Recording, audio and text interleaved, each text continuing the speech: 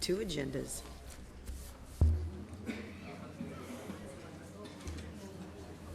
Is your coffee in there? Bill was on the phone when I walked by.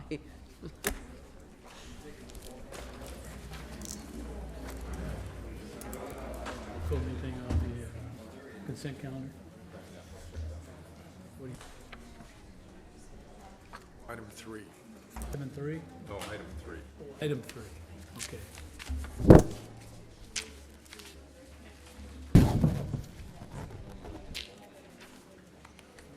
Item 3, you're gonna pull it? Yes, item 3. Yes, for potential comments. And, pardon? Potential comments.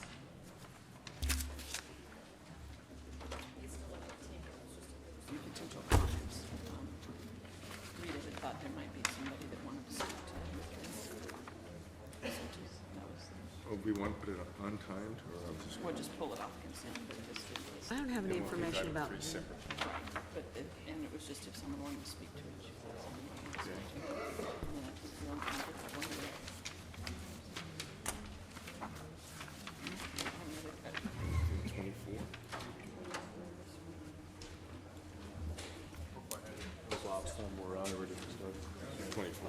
So we're starting without him? And then your addendum, we wanted to put in your consent. Your addendum in consent. Almost September already. Oh, hard to believe. We just have to offer the opportunity.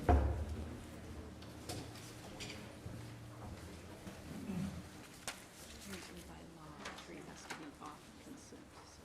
Yeah, we're going to take 3 off. So that's right, but I guess it's a legal thing.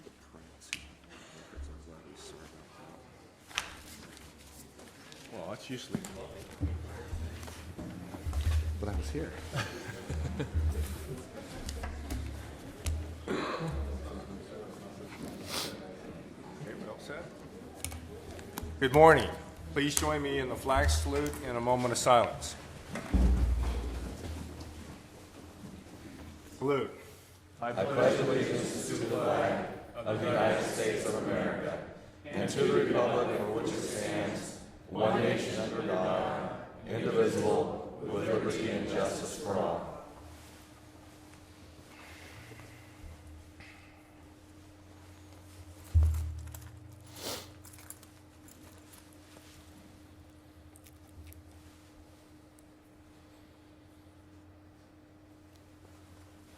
Thank you.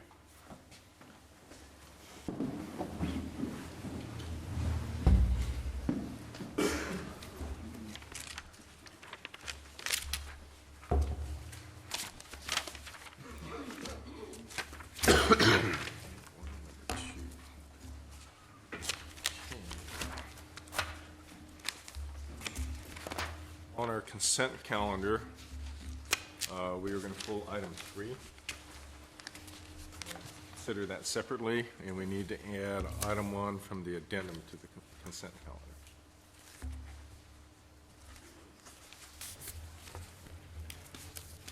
Mr. Chairman, if there's no further comments or concerns, I would move approval of consent calendar items 4 through 20, including addendum item 1. Second. Please vote. Motion carries unanimously. Consider item 3, auditor, controller, tax collector, treasurer. We don't have all day. Good morning, Chairman Ishida, board members, Ms. Bennett, Ms. Lang. This is the time fixed by law for levying the rate of taxation for the state and county purposes for the fiscal year 2007 and 8.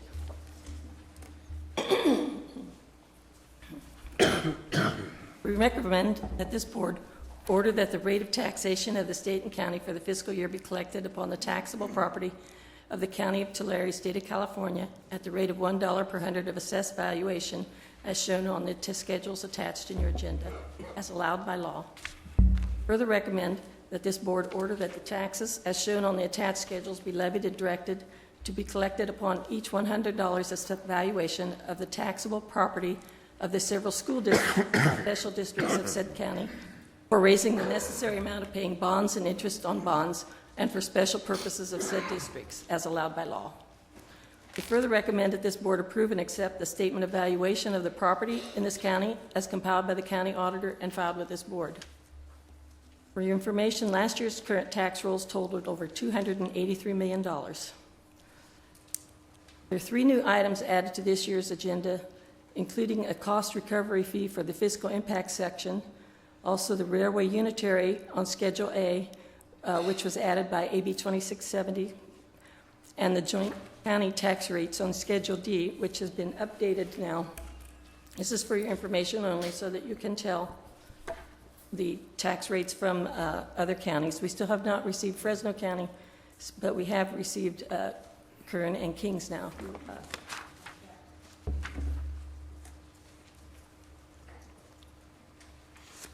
More information for the bonds in your district so you can tell what's happening more. We expect Fresno counties any day now.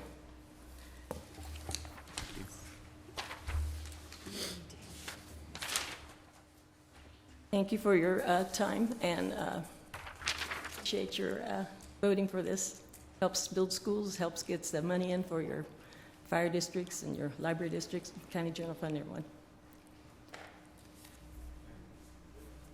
Does the board have any questions?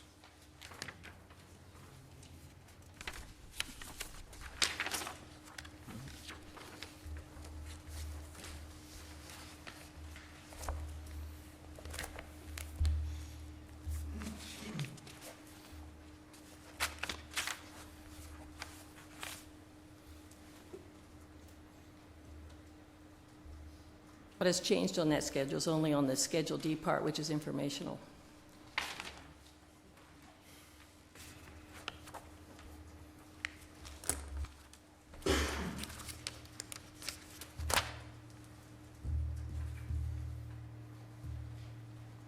Move approval, Mr. Chairman, of item 3. Second. Moved and seconded, please cast a vote. Motion carries unanimously. Thank you. Okay, we're going to move to untimed items. Item 21, I request almost from asked. Human Resources and Development.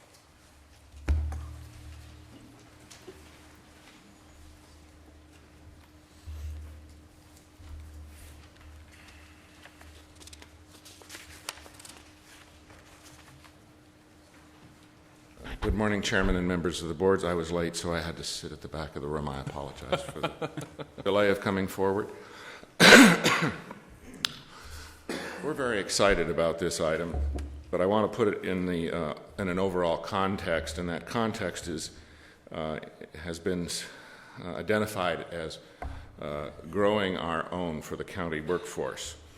One of the things that we need to be realistic about, this county has been very conservative in its employee benefits programs, in particular with respect to retirement. Now, I think everyone here would agree that this has been a conscious decision and prudent public policy. It nevertheless puts the county at a competitive disadvantage, at least in terms of recruitment and retirement benefits with other public agencies in the area. This means, essentially, we need to try a little bit harder. We need to create an element of loyalty as well as having an appropriate compensation package. So one of the things that we are embarking on a program is to create a positive work experience for our employees. And surveys clearly demonstrate that how an employee is treated is far more indicative of turnover rates than actual salary and benefits.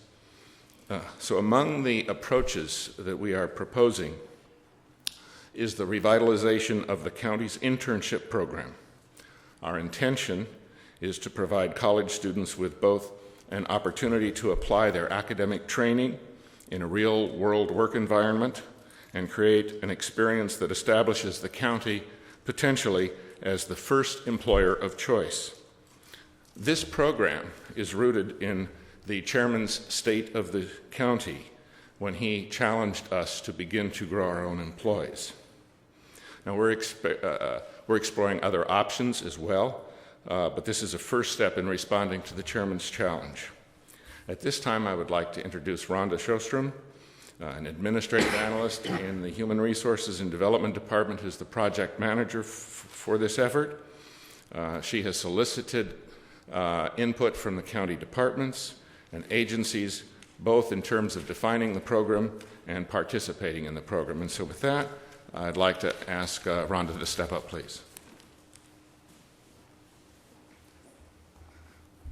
Good morning, Chairman Ishida and members of the board.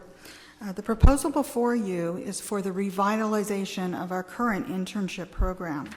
We have had one in the county that was adopted quite a few years ago, but we have not been very active in and diligent in going out and recruiting interns.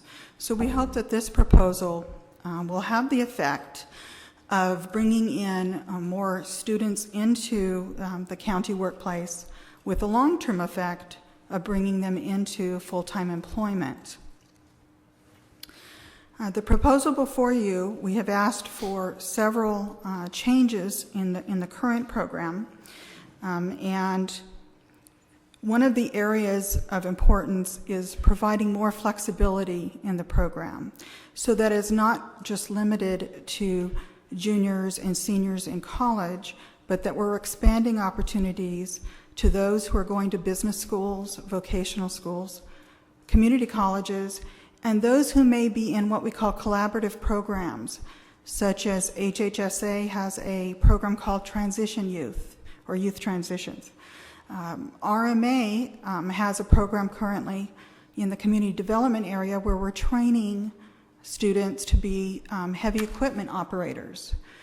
Through the revamped internship program, it may be possible that once they complete their training, to give them preference so that they can transition into county employment, as we need heavy equipment operators. So besides flexibility, and we are also revitalizing or recommending that we change the program to give preference points so as students complete their internship program. And if they choose to come to work for us, as they go through a testing and competitive process, they are given percentage points that will aid them in where they rank on the employment tests, on the employment lists, and hopefully help transition them to employment. The other area that we have proposed modifications to is to provide a mentorship component to the interns. And this is a more formalized system than we currently have by providing training to county employees who desire to be mentors. They, in turn, would be mentoring the interns. And we have asked for compensation for mentors at $400 per semester, or a total of $800 over a fiscal year. And that is another change we've added. I can tell you that we have already begun working with CSU, the Craig School of Business this year. HHSA and RMA have already asked for interns through their program, and they provide a matching program where it only costs the county $750, and they match $750 for students to intern, paid internship for up to 150 hours. So we've already got that in the works as part of getting the new program going. Besides those two departments, we also have a probation department that has expressed interest in getting criminology majors, and I know there are two that they are working with, and the Sheriff's Department has also expressed interest in getting interns this year. We've also contacted UC Merced and CSU Bakersfield as a way to broaden our internship opportunities.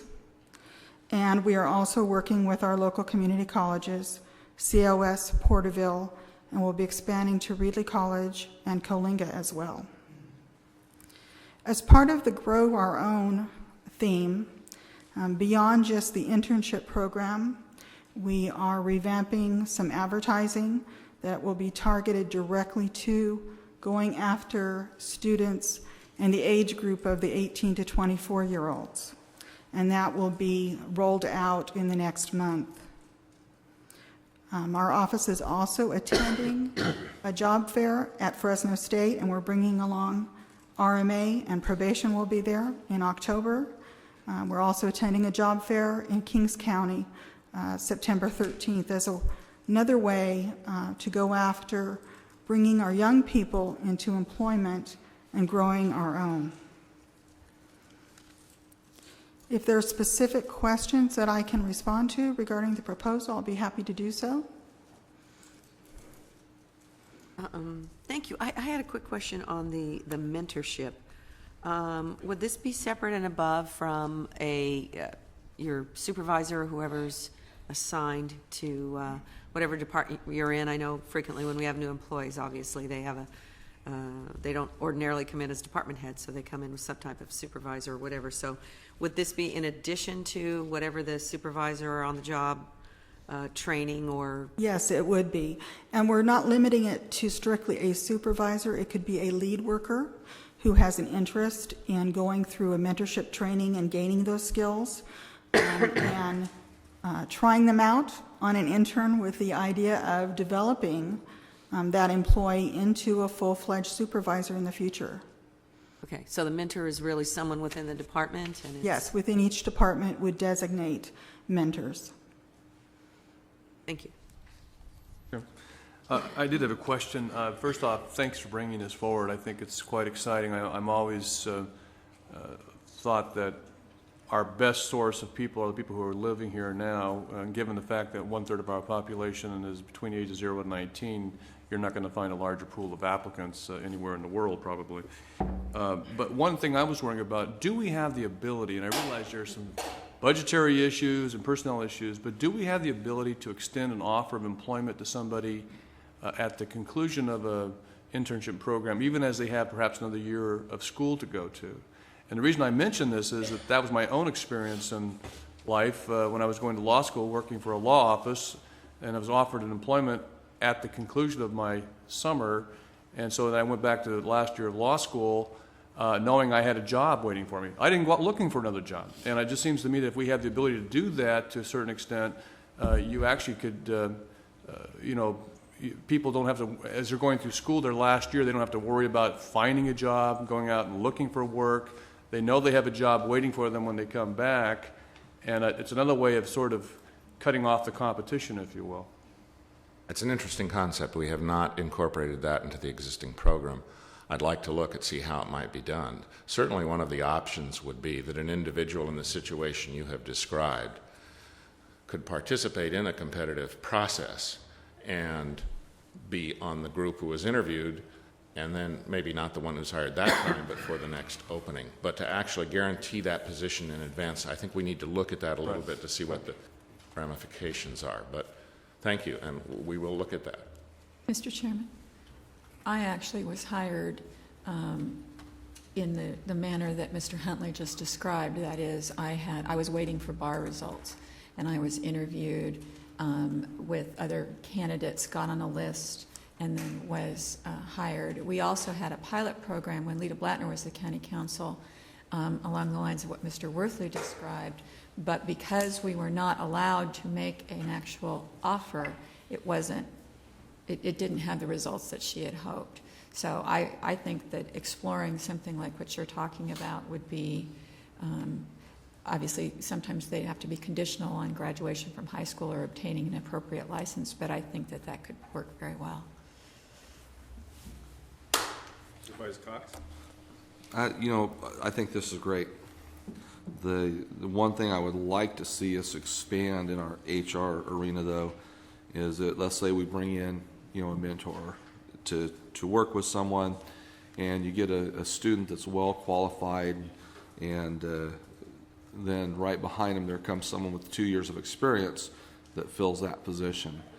I would hope that we would have the ability to go to that person, or that student, and say, well, you know what, the job you wanted just filled up, but we have 300 other jobs available. Would you consider one of them?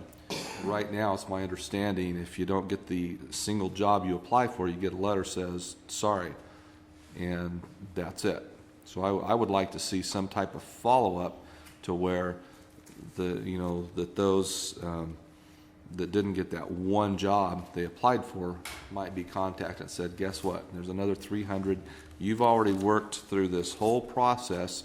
You're on the edge where you could be hired if we had a position for you. Would you be interested in something else? Interestingly enough, we have some flexibility in things like that happening, and I'll give you a specific example right now. The Human Resources Department was recruiting to fill a single human resources analyst, and we had 127 applications. We ultimately narrowed that down to a small group. We went through a written testing process, and we narrowed it down to a small group. So on, we conducted interviews, and we have now offered a conditional offer of employment. But in the course of that, we identified an individual who had a specific background that would be very appropriate for us as a human resources specialist, where we also have a vacancy. So in that particular case, we were able to say, since our civil service rules, which are very constraining sometimes, allow us to make appointments from an appropriate employment list, we were able to identify that person and invite them for an interview to expedite the process. That's a specific example, and we will look for opportunities to do that. One of the things that I'm sure you're aware, we have people file applications on the internet. In fact, we're now in excess of 80% of our applications are coming electronically to us. And when people get in there, they start looking at all the positions that they see, and it's not that hard to push a button to say, make a copy of this and submit it to there. So ultimately, we're getting somebody who may have initially applied for a human resources analyst is also applying for a staff analyst. So Supervisor Cox, we'll certainly try and find ways to do better at that, because I think you're right. If we identify somebody really good, we need to find a way to get them into the system. I think it's a great program too, because it allows these kids to come in and get a taste of a job. And maybe it isn't what they want to do, but they can come back and go into go to RMA or go to Health and Human Services. And then also you covered all your bases with the heavy equipment operators and stuff, people that maybe don't want to go on to college, but need to learn skills. So I think it's a great program, great program. Well, then thank you, Mr. Chairman, because this is really carrying out his view. Supervisor Conley? I felt like maybe you were getting ready to summarize, so I just had one quick question before your summary. Mr. Huntley, will you be overseeing this or monitoring it? Will there be a report back, or have you given that job to Ms. Sostrom? I've given the job to Ms. Ostrom. I mean, but there will be a report back. seriously, yes. I just wondered who was I mean, it sounds great, and I'm looking forward to it. But also, it's a big undertaking. So I just wondered who would be handling the overall supervision and monitoring, if you will. Rhonda will be, but we will be discussing that with the management group at our periodic meetings. This affects a whole lot of different parts of our processes. So it will be monitored, and we will be back with a report. So Rhonda will have monitor added to her title, I'm assuming. I'd like to thank you for bringing this forward. It's been an important issue within the county for years. When we graduate from college, or we graduate from junior college or high school, the first thing an employer asks you, or when you fill out your application, is what's your experience level? And generally, in the past, most of us do not have an experience level. So it's a little harder to get a job, to put your foot in the door. And this gives an opportunity for our young people to get into, to get the job experience, even though they may decide to settle in a different county or a different jurisdiction. At least they will have that experience. I firmly believe that the younger generation will not tolerate driving 4 hours a day commuting to a job in the Bay Area or Los Angeles. I think they're going to look at their quality of life, and they're going to decide that it's better, their time's better spent with their families than spending the time on the road. And the other side of that is they'd have to buy a car probably every 3 years just because of the commuter mileage.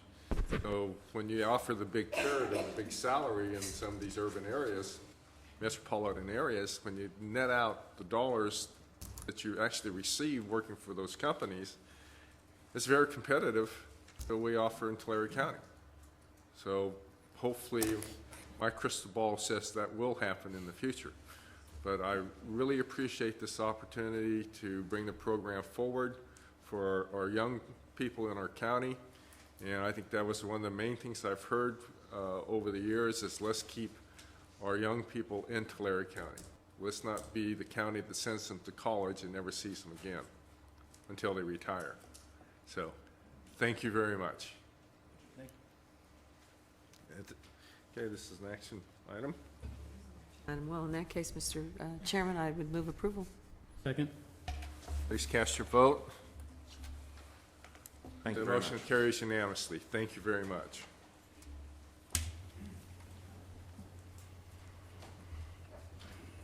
Now, I'm going to skip to item 23, because I know item 22 is going to take a substantial amount of time. Morning, Chairman and members of the board. John Davis, Health and Human Services Agency. We wanted to take the opportunity briefly this morning to present to you the Functional Group Integrated Plan. And as you know, this is a consequence of the county's interest in developing business plans for each of the departments. And then each of these departments was joined with others to develop a bridge document, really, to explain what it is we do or are doing with like departments.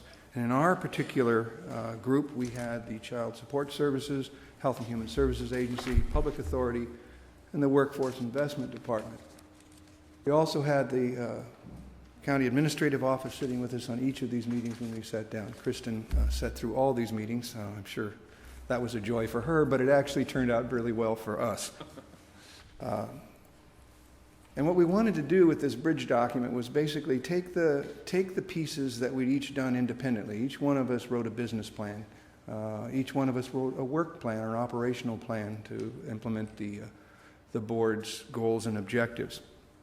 And what this group tried to do was to bring that together and show how these departments are like one another. And in the material you received in your packets, we have this document, Functional Group Integration Plan or Integrated Plan.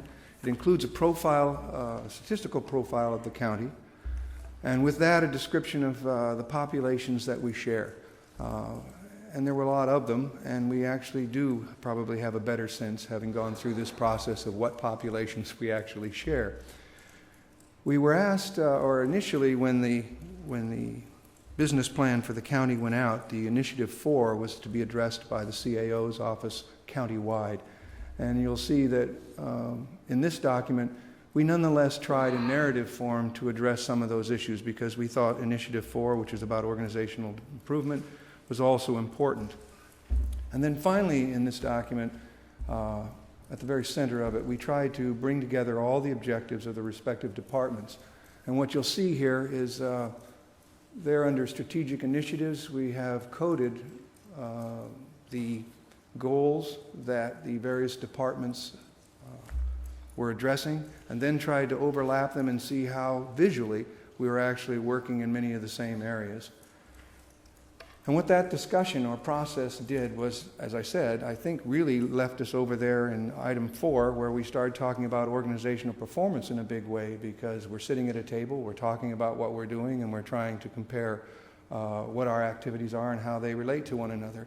So I think one of the outcomes clearly for us in getting together and talking was that we actually did sit and share information that supports Initiative 4 under that organizational improvement, to provide the public with timely and responsive information, and perhaps even more important, Goal 4, which is to provide effective communication, collaboration, decision-making at and between all levels of the organization.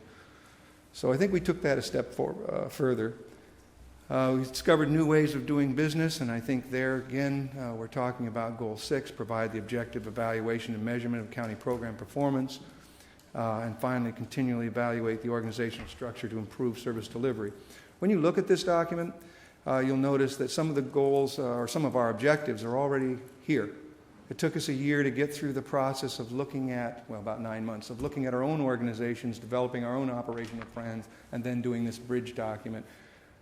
What does that tell you? I guess it tells you that we've gone through the first cycle. I think it's been really, really useful in terms of having us talk to each other and developing a language and a focus, really. And I think that's what your board intended, having us start business plans at all.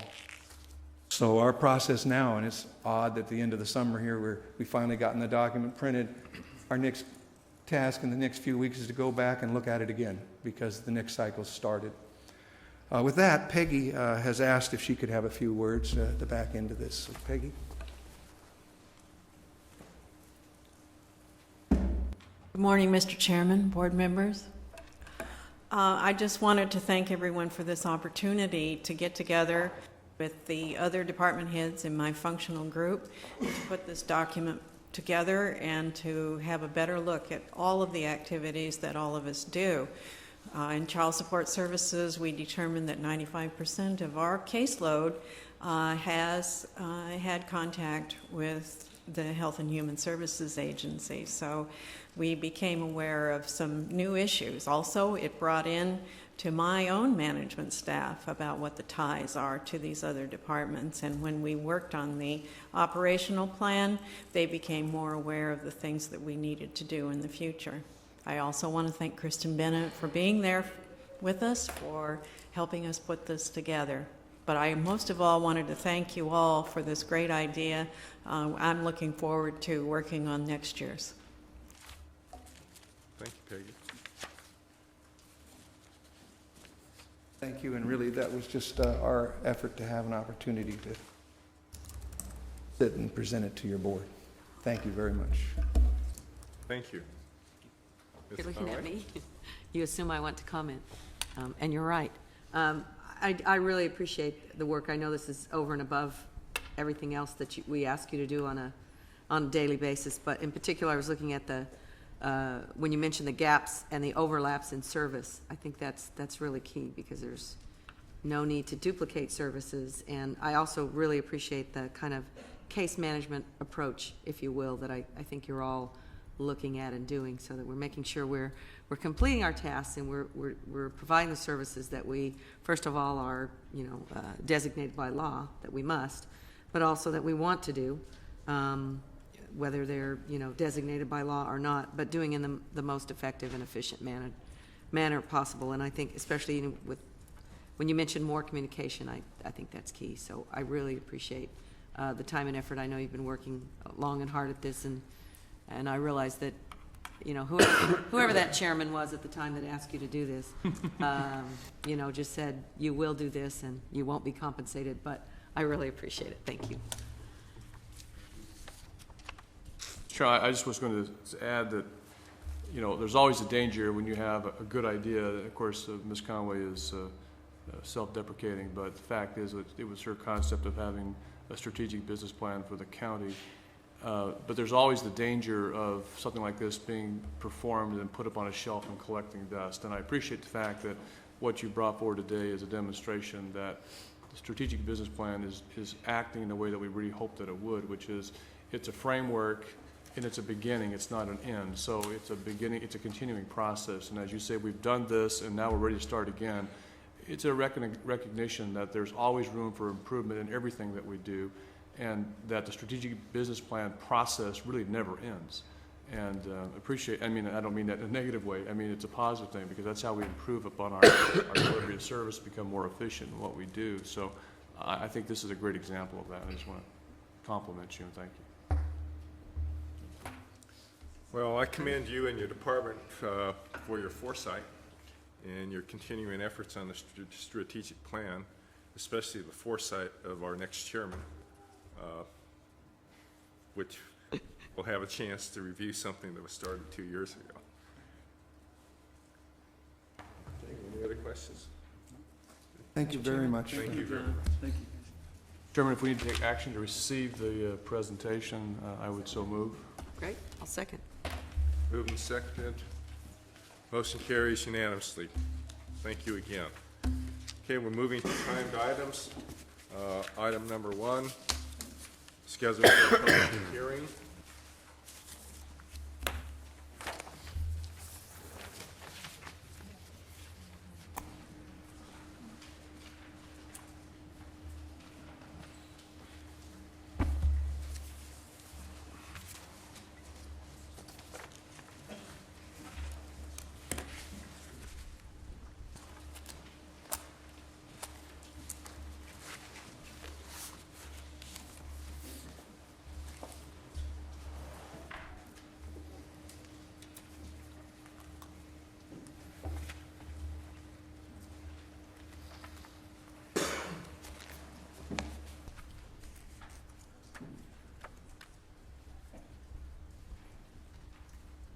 Good morning, Mr. Chairman, members of the board.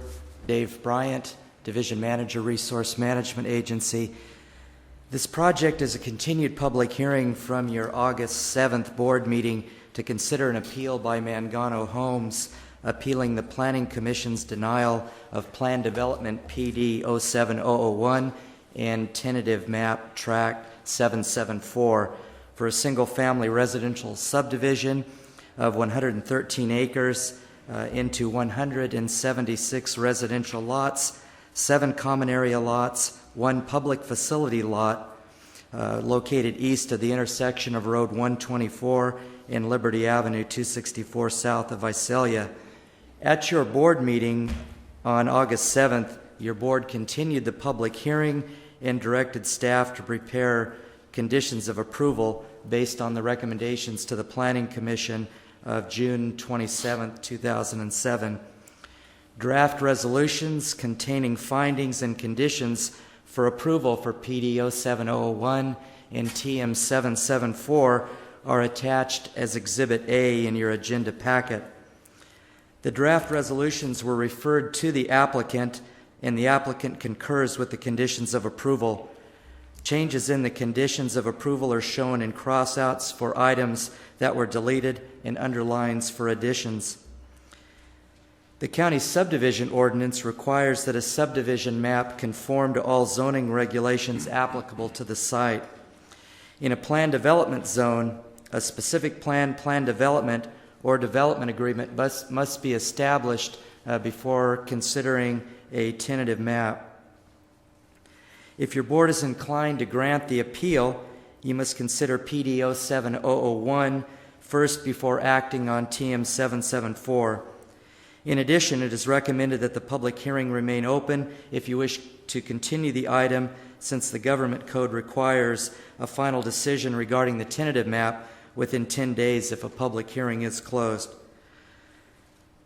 Staff requests that your Board of Supervisors adopt the attached resolution regarding PD 07001, which certifies the adequacy of the environmental impact report, adopts the mitigation monitoring program as set forth in the EIR, grants the appeal, approves plan development PD 07001, subject to the appropriate findings and conditions of approval, to adopt the attached resolution for tentative map tract 774, again certifying the adequacy of the environmental impact report, adopts the mitigation monitoring program as set forth in the environmental impact report for TM 774, grants the appeal, approves TM 774, subject to the appropriate findings and conditions of approval.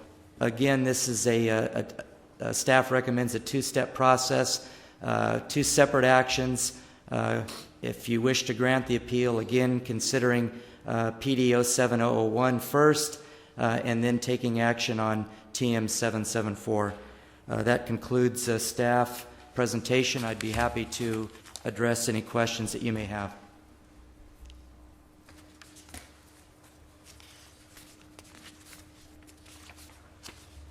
Any questions? David, I don't see any questions, so thank you very much. Thank you. I want to open the public hearing at this point in time.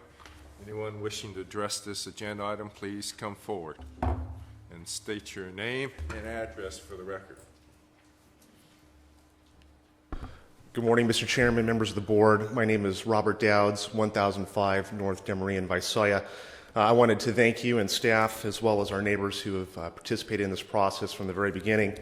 With the adoption of these resolutions, we will begin our strategic marketing and sales plan.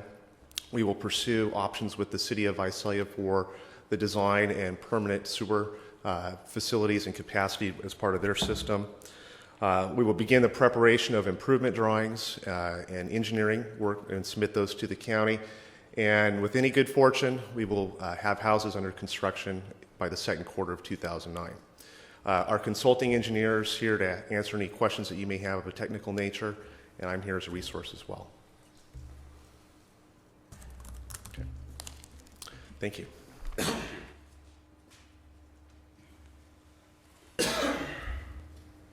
there anyone else wishing to address this public hearing? Seeing none, I'll bring it back to the board and close the public hearing. Mr. Chair, motion to approve. Second. Well, we got to take two separate actions, We right? do two. PDO 7001 first. PDO 7001. Okay. Motion to approve the PDO 7001. Second. Moved and seconded, please cast your vote. Motion carries unanimously. And motion to approve TM 774. Moved and seconded, please cast your vote. Motion carries unanimously. Thank you very much. Thank you, Mr. Chairman.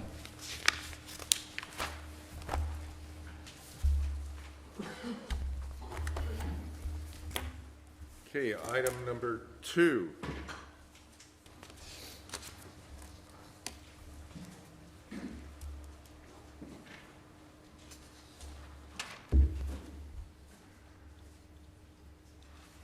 Good morning, Mr. Chairman, members of the board. Mike Spada, County Administrative Office. This is a request by the California Municipal Finance Authority and the Family Health Care Network for your board to consider the approval of a resolution allowing the issuance of private activity tax-exempt revenue bonds in an amount not to exceed $8 million. In addition, for this action to take place, your board would have to approve their membership in the Joint Powers Authority. Both the resolution and the proposed Joint Powers Authority agreement are attached to your packet. There are a number of projects that would be funded by this proposed bond issuance, and in brief, they would be to refinance a loan incurred to finance the construction of the corporation's Oak Center facility located in Visalia. In addition, to finance the construction of renovations to the corporation's Porterville facility. Furthermore, to finance the construction of a building expansion, a storage building, and a parking lot at another Porterville facility. To finance the construction of an expansion in the corporation's Cutler-Orosi facility. And finally, to finance the acquisition of furnishings, computer equipment, and software to be used at all of the corporation's facilities. I should say that this public hearing is required by federal law in order to have the tax-exempt bonds validated. Secondly, the approval of the bonds would be in the public interest and for the public benefit. Importantly, there will be no fiscal impact to the county as a result of action being taken by your board. This would not constitute debt that would be charged to the county. The county can withdraw from the authority merely by giving notice. From the benefit side, there will be a sharing of the issuance fees in the sense that the Finance Authority would contribute 25% of the issuance fee to the county. That fee is to be determined.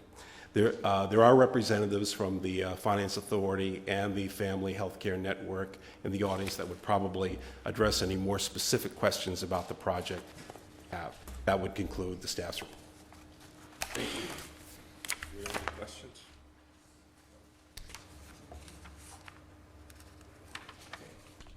We'll open the public hearing now on this matter.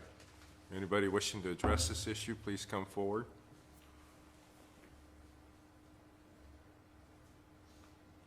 Honorable Chairman, Board of Supervisors, I'm John Stoker, Financial Advisor to the California Municipal Finance Authority. Just here to answer any questions that you may have in regards to the authority or the financing. We also have Tony Weber here from the Family Healthcare Network. He can describe the project if anyone would like or answer any questions.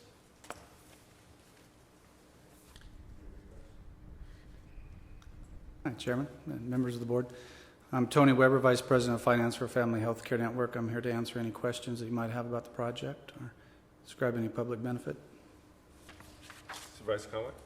Well, just quickly, you know, I know that we did this in April of 2006, and evidently there were reasons why it never came to fruition. I don't expect you to discuss those fully with us. I don't know that that's important It's just we will be redoing basically an agreement that this board made in April, but was not used. Did I summarize that correctly? Yes, you did. Okay. Any other questions? Or I should have said most of this board. Yes, not. Thank you.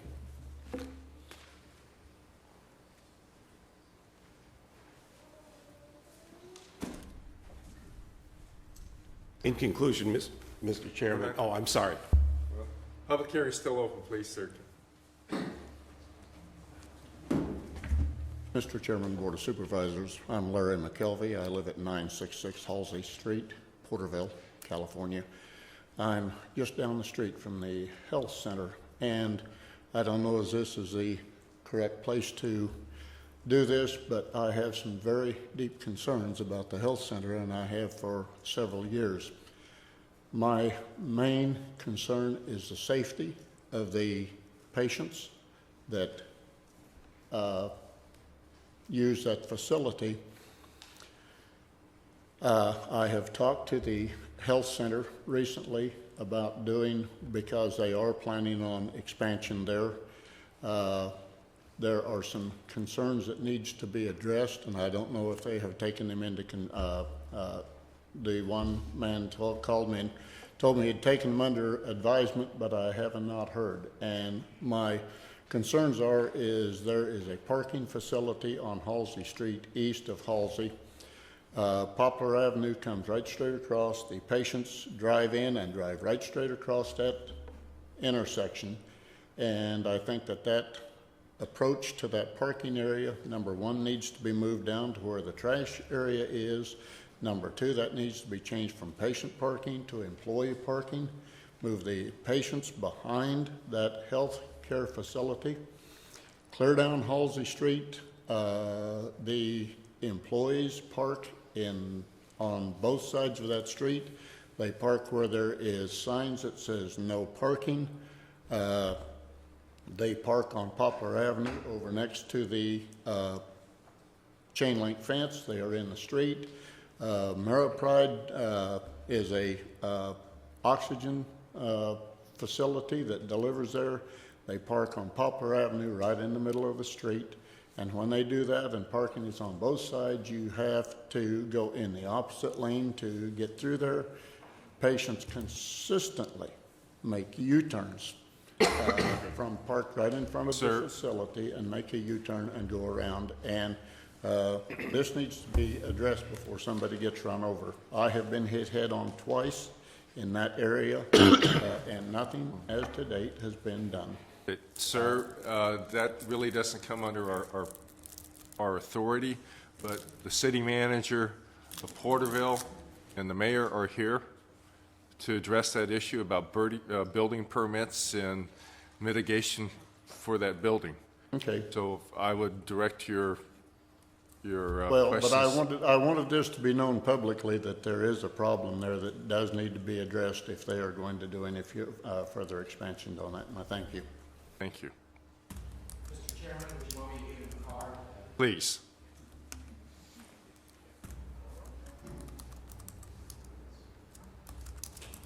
Is there anyone else wishing to address this matter? Seeing no one else, I'm going to close the public hearing and bring it back to the board for discussion. Board members? The only thing I'd like to say about this, it seems to me that we're, with the county adopting this resolution, it's kind of like working together with a family healthcare network on a specific project.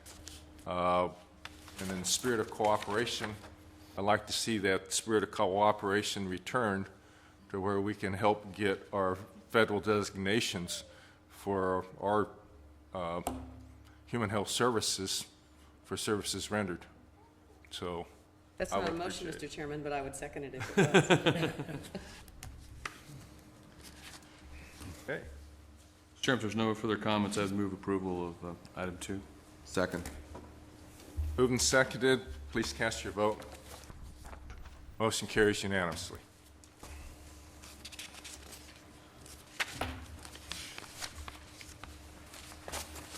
Mr. Chairman, I wanted to remind you, you have an outside counsel closed session conference call at 10. At 10?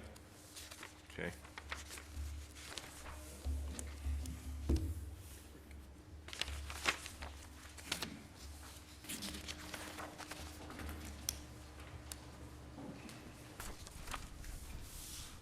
How long will that take? Yeah, let's take item 24. Request from Resource Management Agency to approve a 2-year extension on a tentative parcel. Actually, Tentative. Mr. Chairman, that's a subject of closed session as well. Okay.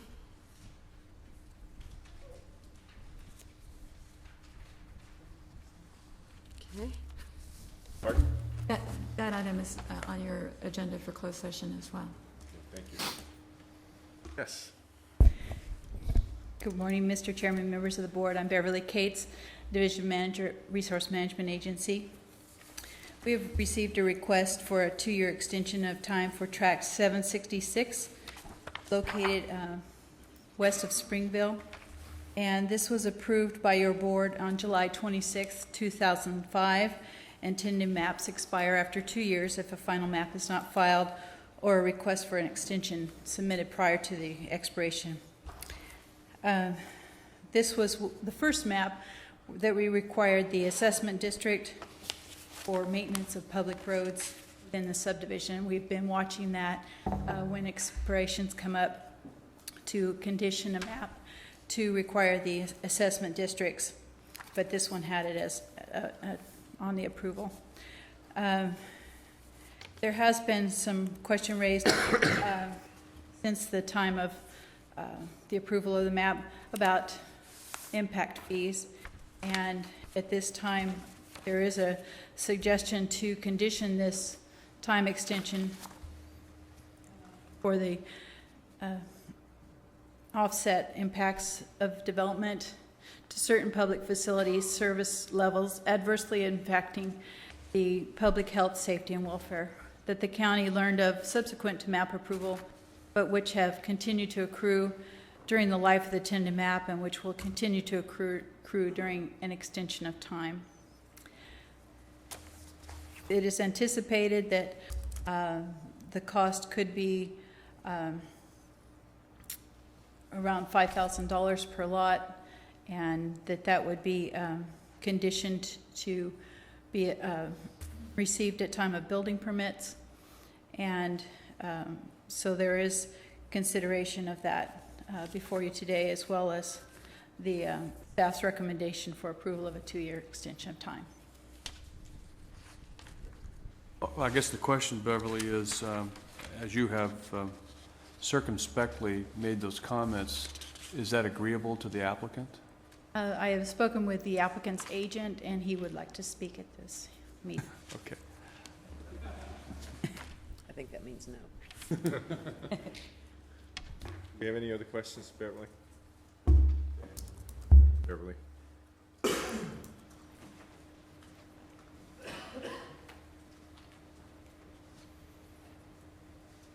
Mr. Chairman, members of the board, I'm Jim Winton. Business address is 150 West Morton in Porterville.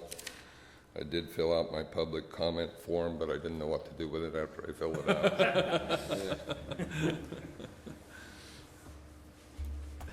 out. As Beverly indicated, we were informed, I don't know, last Wednesday or Thursday, that the board had continued this item and that you were considering the addition of a condition to make this particular project subject to impact fees, which the county hasn't adopted an ordinance for yet. Section 66474.2 of the State Map Act indicates that tentative maps are approved subject to ordinances, policies, and standards that are in effect at the time that the map is accepted for processing. We understand that the board can approve or deny the time extension request. We've reviewed section 66474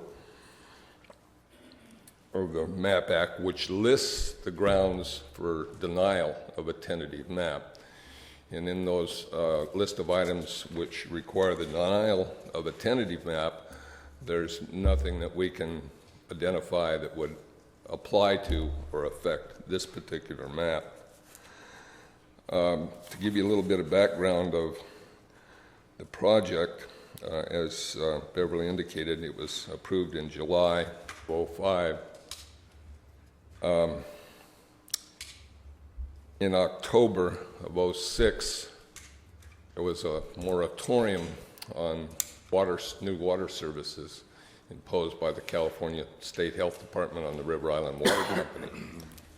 We believe that we're subject to the moratorium since there is no possibility of new water services until River Island Water Company meets the requirements of the compliance order.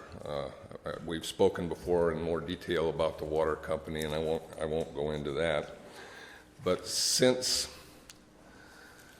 interpretations of the regulations sometimes differ, we felt it was prudent to go ahead and ask for the time extension based upon the original approval date rather than take a chance that somebody disagreed on whether the lack of ability to provide the water service was a moratorium.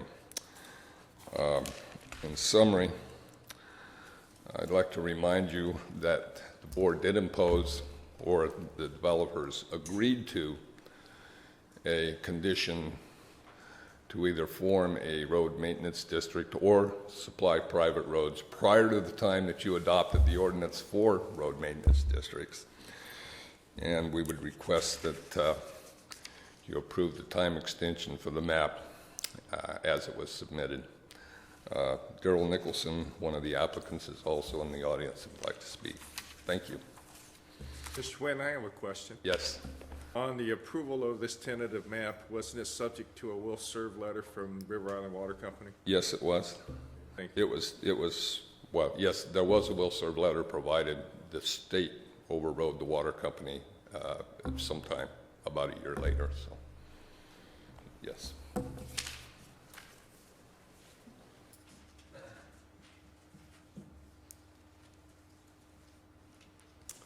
Thank you, Mr. Chairman. My name is Daryl Nicholson, 26914 Avenue 140 in Porterville.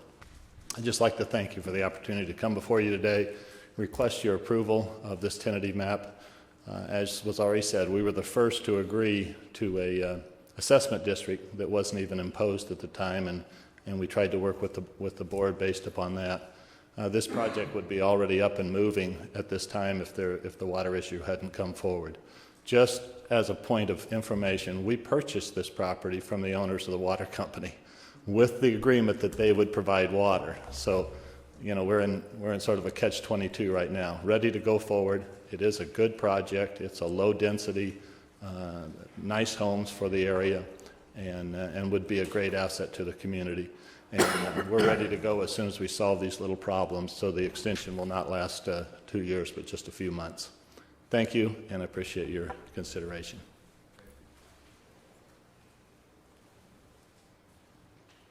Questions? Anyone else wishing to speak to this item? Council, I see it's 10 o'clock, and we do have this on closed session. Yes, we do, Mr. Chairman. Actually, we have items A through E on your closed session agenda, and you can adjourn to closed session at any time. Okay, I'd like to adjourn the closed session to consider this matter and make a phone call. So we'll probably be adjourned for at least 15 minutes. So thank you.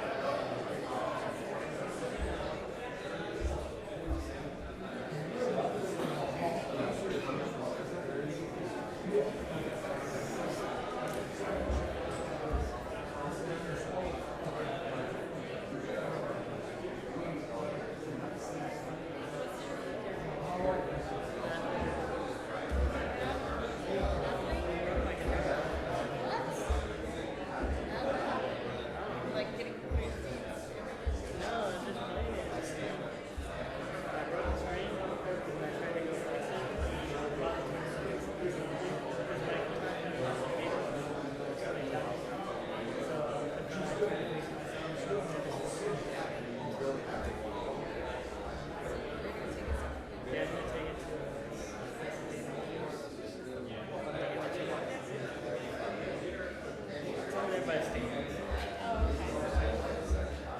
They said they can probably fix whatever you want. Apparently I can. So now you're like out of whack. Yeah, it sucks. I play acoustic guitar on these. I don't like acoustic guitar anymore. Hey, me. But it's weird because my thing has a lock mechanism. But it's just that one string.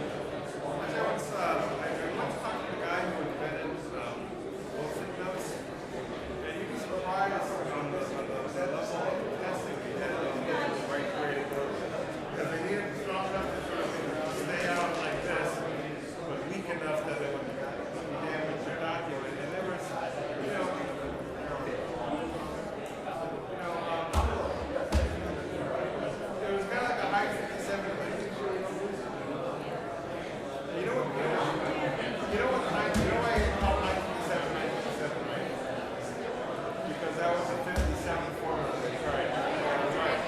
Well, it was the same thing close enough. They had to do like 120 something varieties where they got the right level of looting. And then the guy who did it, when he was doing it as a side project, he actually went to the board meeting and he put these all around the board for his desks. And they all knew these things were about. They started posting on the organization.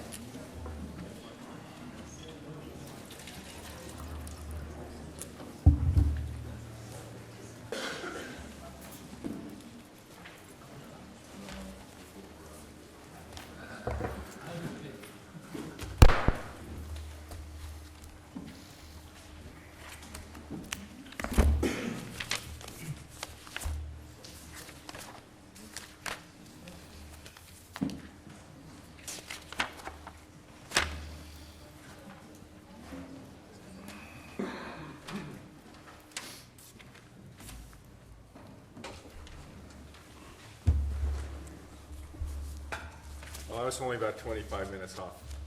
But the board has decided to continue item 24 for 2 weeks, so we can have discussions with the applicant. We need a, I would move that we move this matter continue for 2 weeks, Mr. Chairman. Second. Moved and seconded, cart before the horse. Okay, the item passes 4-1.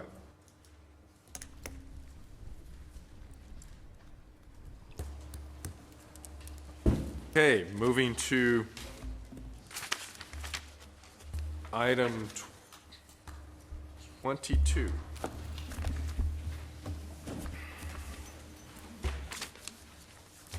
Mr. Boyd.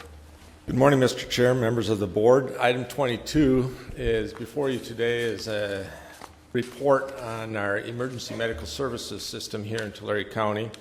As you're aware, the County Board of Supervisors has responsibility for the oversight of emergency medical services.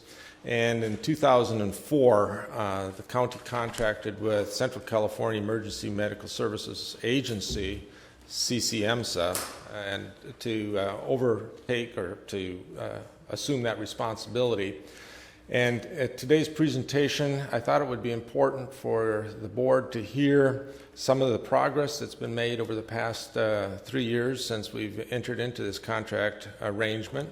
You'll hear some of the ongoing concerns and challenges that we have as it relates to our emergency medical services response, and then some potential opportunities to resolve those concerns. So I'd like to introduce at this point the director of CCEMSA, was Dan Lynch, and he's going to be taking you through a presentation.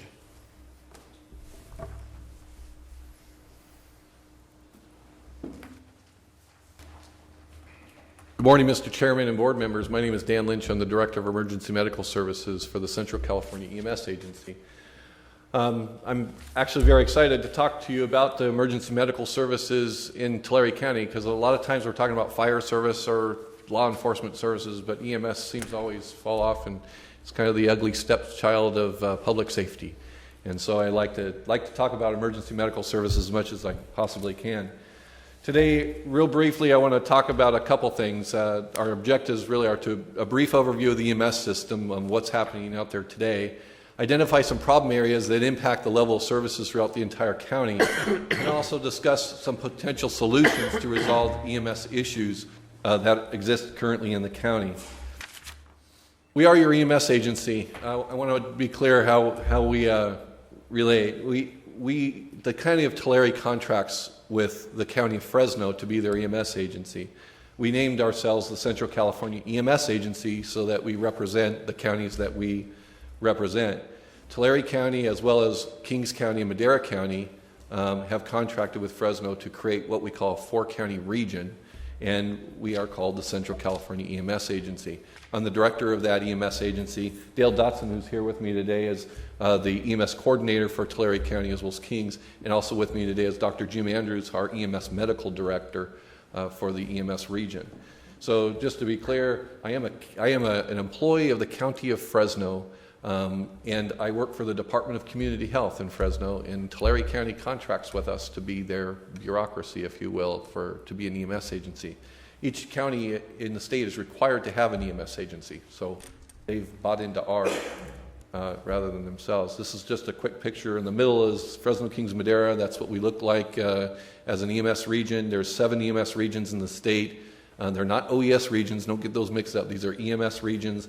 33 counties of the 58 belong to an EMS region, and 4 of those belong in with us. And just to show you what that looks like. In March of 2004, Tulare County opted to join us, the 3 counties, in contract with Fresno. And one of the issues that we were asked to come and look at and deal with was to really address an older EMS system, a system that had been around a long time that needed to be brought to life a little bit and more modern. The things that we found when we walked into Tulare County, as some of you know because we actually talked to some of you during that time, was that Tulare County was the only county in the state that didn't have paramedics at that time. There was no real oversight of ambulances and personnel in the EMS system, really, except by its own employers and in some cases some hospitals. Provider agreements that existed and still exist today have no teeth to be able to push more performance standards and things like that. There were multiple dispatch centers for emergency ambulances, so it was difficult coordination of ambulances throughout the system. No response time requirements. We had recommendations. There was EMS policy, but there was no requirements in any agreement anywhere that said that you are required to respond in this amount of time in these areas and things like that. And my biggest beef as an EMS director and as someone who may need an ambulance someday is that there is no certainty that the closest ambulance responds to a call in many areas of Tulare County. And those were some of the big issues that we were looking at when we came in. There's 9 ambulance providers in the county. 3 of those are volunteer agencies, one being Three Rivers and the other 2 being Camp Nelson and California Hot Springs. The others are businesses that exist in the cities throughout Tulare County. The county of Tulare is broken into 17 ambulance zones. And these ambulance zones are, an ambulance service or company is actually assigned to each one of these ambulance zones. So like in the Visalia area, see Zone 2, American Ambulance of Visalia and Mobile Life Support share that area. They're the only 2 ambulance companies in that area. They respond to all the calls in those areas unless they need help or they run out of ambulances, then someone from another area or jurisdiction will come in to assist. But it's broken into these many ambulance zones. And like I said, ambulances are assigned to these areas. Those are who respond to those areas, and that's who maintains the services in those areas. But to add to that, out of those ambulance zones, there are several of them that are highlighted on the screen here that are called exclusive operating areas. And that is a term that's used in the Health and Safety Code. And an exclusive operating area truly is well, for better terms, it's a legal monopoly. It's the way that an ambulance company has been made an exclusive provider in that area, and no one else can come in and compete or be licensed in that area because they have exclusivity in that area for ambulance services. These areas exist in Tulare County. They were actually implemented many years ago under the Health and Safety Code, and we call them grandfathered EOAs because the law at that time allowed ambulance companies to be grandfathered in if there was no change in their scope or manner as of January of 1981. And so these areas are exclusive areas specific to those ambulance companies. The only difference is Lifestar Ambulance out of Tulare has a competitive bid contract. An RFP went out several years ago. Lifestar won the bid, and they provide services under a competitive bid exclusive operating agreement in that area. But everyone else, the places that are not colored in are called non-exclusive, meaning anybody could go in and start business there as an ambulance company and compete for business and do whatever. So how have we done? How's the county done since 2004? Well, paramedics. We some of you actually participated or helped us celebrate some of the paramedics getting started in the system. We started phasing them in at the beginning of 2005 with help from a grant we got from the state of California and a lot of work by both the ambulance companies and the EMS agency to get this done. In lo and behold, February of 2007, paramedics are the only things required on the valley floor. There's no more EMT2s. There are basic life support ambulances like EMTs for basic transfers, but there's only on emergency calls, it's paramedics level service, which is huge. That was a huge thing to overcome. Dispatch center. As I said, one of the issues we had multiple dispatch centers. This year, we saw the consolidation of all ambulance providers in one dispatch center. All medical calls in Tulare County come through one dispatch center. That's huge. That's huge. That's something that the ambulance providers and the EMCC have been talking about for many, many, many years. And it's something that we have now pulled together as a group, coordinated it, and got it done.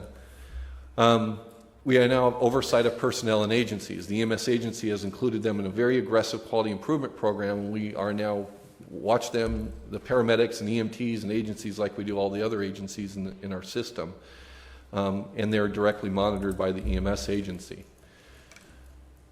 We're still falling short on several areas, and we're running up against a block on some of these areas because because of the way the system is structured. We are having a difficult time taking the system or the level of care to the next step.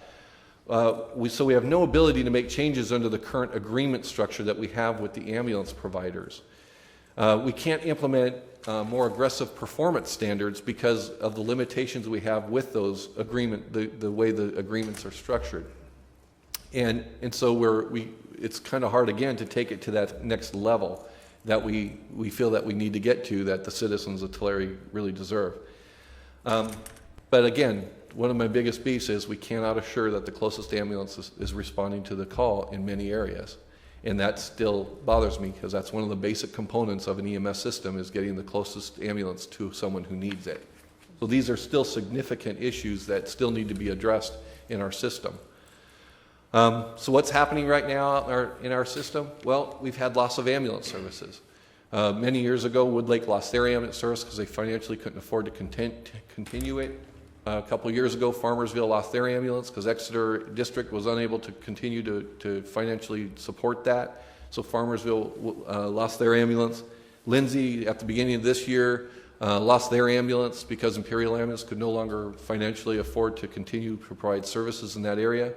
And so our question is, well, who's next? And the frustrating thing when I talk about loss of ambulance services is this board, nor the EMS agency, nor any of the cities really have any control over the loss of ambulance services. Unless someone's going to have a bunch of money to throw at the problem, there's really no control that this board or the cities or the EMS agency have to force somebody or to require somebody to continue providing a level of service in those areas. So what we see is a loss of ambulance services in many jurisdictions, or in these jurisdictions of the county. So what we see is, and I think you guys have dealt with this over the years with fire service, is that as we start losing ambulance services or fire services, then we just start stretching the system, which we see with lesser resources, which we see longer response times. And we've seen that. When Lindsay lost their ambulance, we looked at to see who could provide the closest ambulance, who could get there the quickest, and it was Exeter. We talked to Exeter. Exeter has been very gracious to stand up to cover Lindsay. It's a longer response time than they used to have when they had an ambulance there, but that's the goal, is to get the closest ambulance to the person that needs it. So really, we're just stretching the system out with lesser resources, and that's going to continue unless we make some other changes. When we talk about response compliance, there are recommendations that are in EMS policy, and we talk about these different zones. You got to remember that the response times that are set up in Tulare County are based on where staffed ambulance stations are. So like if you look at the city of Visalia or the city of Porterville, it's not like we have a response time around the entire area of the city of Porterville or the city of Tulare or the city of Visalia. It's how we set it up as how far can the ambulance get in 3 miles or 2 miles from the station, or 5 miles or 10 miles, and it's from the station. So the system in regards to response performance is based on the benefit of the ambulance provider and not the people that are expecting ambulance services. There's two different components. So when you look at the spreadsheet up here, this is from May, and when we break it down, now normally the ambulance providers see this as a total number. So at the if you add all this up, that it looks like they're above 90%. But when you break it down into their 7-minute zone, 10-minute zone, 15-minute zone, these are areas where in the red that they didn't quite make it for that month. And it doesn't happen every month, but it does happen occasionally. And these are some of the areas that aren't making it right now. And here's June. And so you can see that there is an issue with response time performance even under the current recommended performance standards that are currently in the EMS system. We talk about closest ambulance. Again, that's my pet peeve. I still believe strongly that a person that needs an ambulance should get the closest ambulance that's available to them. Well, this is kind of an interesting situation in Visalia and Porterville. The Visalia area, this is that area that's served by Mobile Life Support and American Ambulance of Visalia. And it's split into two different areas. Historically, this happened many years ago. but it was split into two areas. There's a south section and a north section.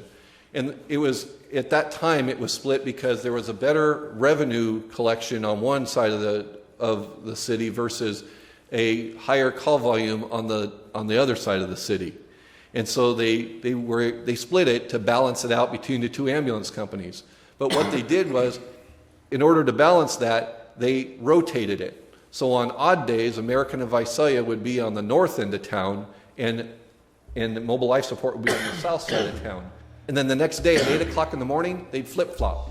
American and Visalia would take the south side of town, and Mobile Life Support would take the north side of town. And every day they just flip-flop back and forth between the north side and the south side. And the stations are depicted there. American Ambulance has 3 stations that are located in the city versus Mobile Life has 2. But you can see where they're at and where the city's growing, that type of thing. But it's not set up to manage the response for the entire city or the population that surrounds Visalia. It's set up to benefit what the ambulance company will respond to under their response time performance. But the pet peeve about the closest ambulances is that if you're not on call on the north end of town that day and you're the closest ambulance, you're probably not going to get the call because it's not your call that day. And so they've tried to work around that. It hasn't been real successful. And so my problem is that the closest ambulance is not getting sent to the call to the person that needs it all the time. The city of Porterville is similar in the fact that it has a rotation. We have 2 ambulance companies in Porterville, Imperial Ambulance and Mobile Life Support. They swap every other call. So when the first call comes in, Imperial Ambulance gets it, then the next call comes in, it's Mobile Life, and they flip-flop back and forth every other call. Well, that stands to say that chances are not every call gets the closest ambulance. Well, a little change has occurred. When Imperial Ambulance pulled their ambulance out of Lindsay, they took that ambulance and stationed it back in Porterville. And then what they did was they went to the city of Porterville and asked them to give them 2 calls instead of 1. So now Imperial Ambulance gets 2 calls, and then Mobile Life gets 1. Imperial gets 2, Mobile Life gets 1. So essentially, Lindsay got uncovered by an ambulance, but the ambulance company benefited by getting more calls in Porterville. And I just have a problem with that, and the fact that we've lost services somewhere, but they still benefited from that. What we as the EMS agency are looking at, what we've been talking to a lot of folks about, is the idea of a countywide single provider agreement. We've done this in our own 4-county area, in a couple areas, but this is not something that we just created and thought about today or yesterday or 2 weeks ago for Tulare County. This is the standard that EMS is going to throughout the state of California, or has been, I shouldn't say going to. This is the standard of EMS in the state of California and throughout the United States. This is how EMS systems are addressing the issues that Tulare County is facing today. And this, like I said, it's currently done in Fresno County with a large portion of Fresno County. Kings County is an exclusive operating area that we did back in 1995.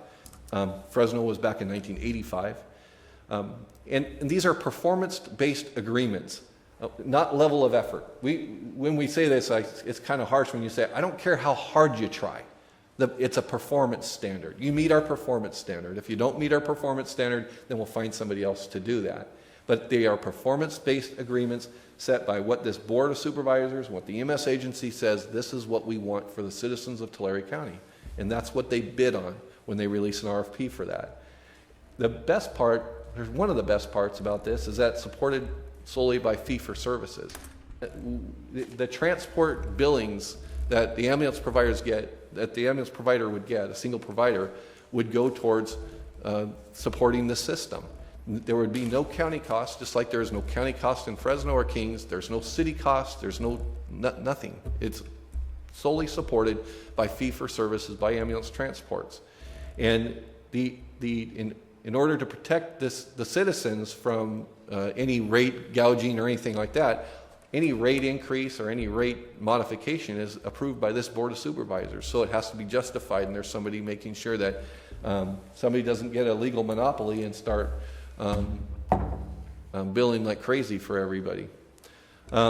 So essentially, an RFP, or a request for proposals, would be put out, and the bidders would bid on the requirements would be set by the EMS agency in the county and input from the cities, whatever we want our system to look like. And this would include things like required ambulance locations. We could require a provider to come and say, look, we require you to put an ambulance in Lindsay, Woodlake, Farmersville, Three Rivers, whatever we say that we want the system to look like. And so when they bid on it, they're bidding on that level. They know that they won't be able to pull an ambulance out of Lindsay or Farmersville, that this will be where they're going to station ambulances. But the other part of this, which we do both in Fresno and Kings County, is we have backup services. Right now, if we have an ambulance go out, even in like Exeter, for example, Exeter could get busy, run a call, and they will, if they have an ambulance that's out of service for an hour and a half, that means the area, if their second ambulance is busy also, they could be uncovered for quite a while. Three Rivers or Woodlake or whatever, if that ambulance were to become unavailable, we could require the provider to back that ambulance up. Part of their system, they have to put it into their cost.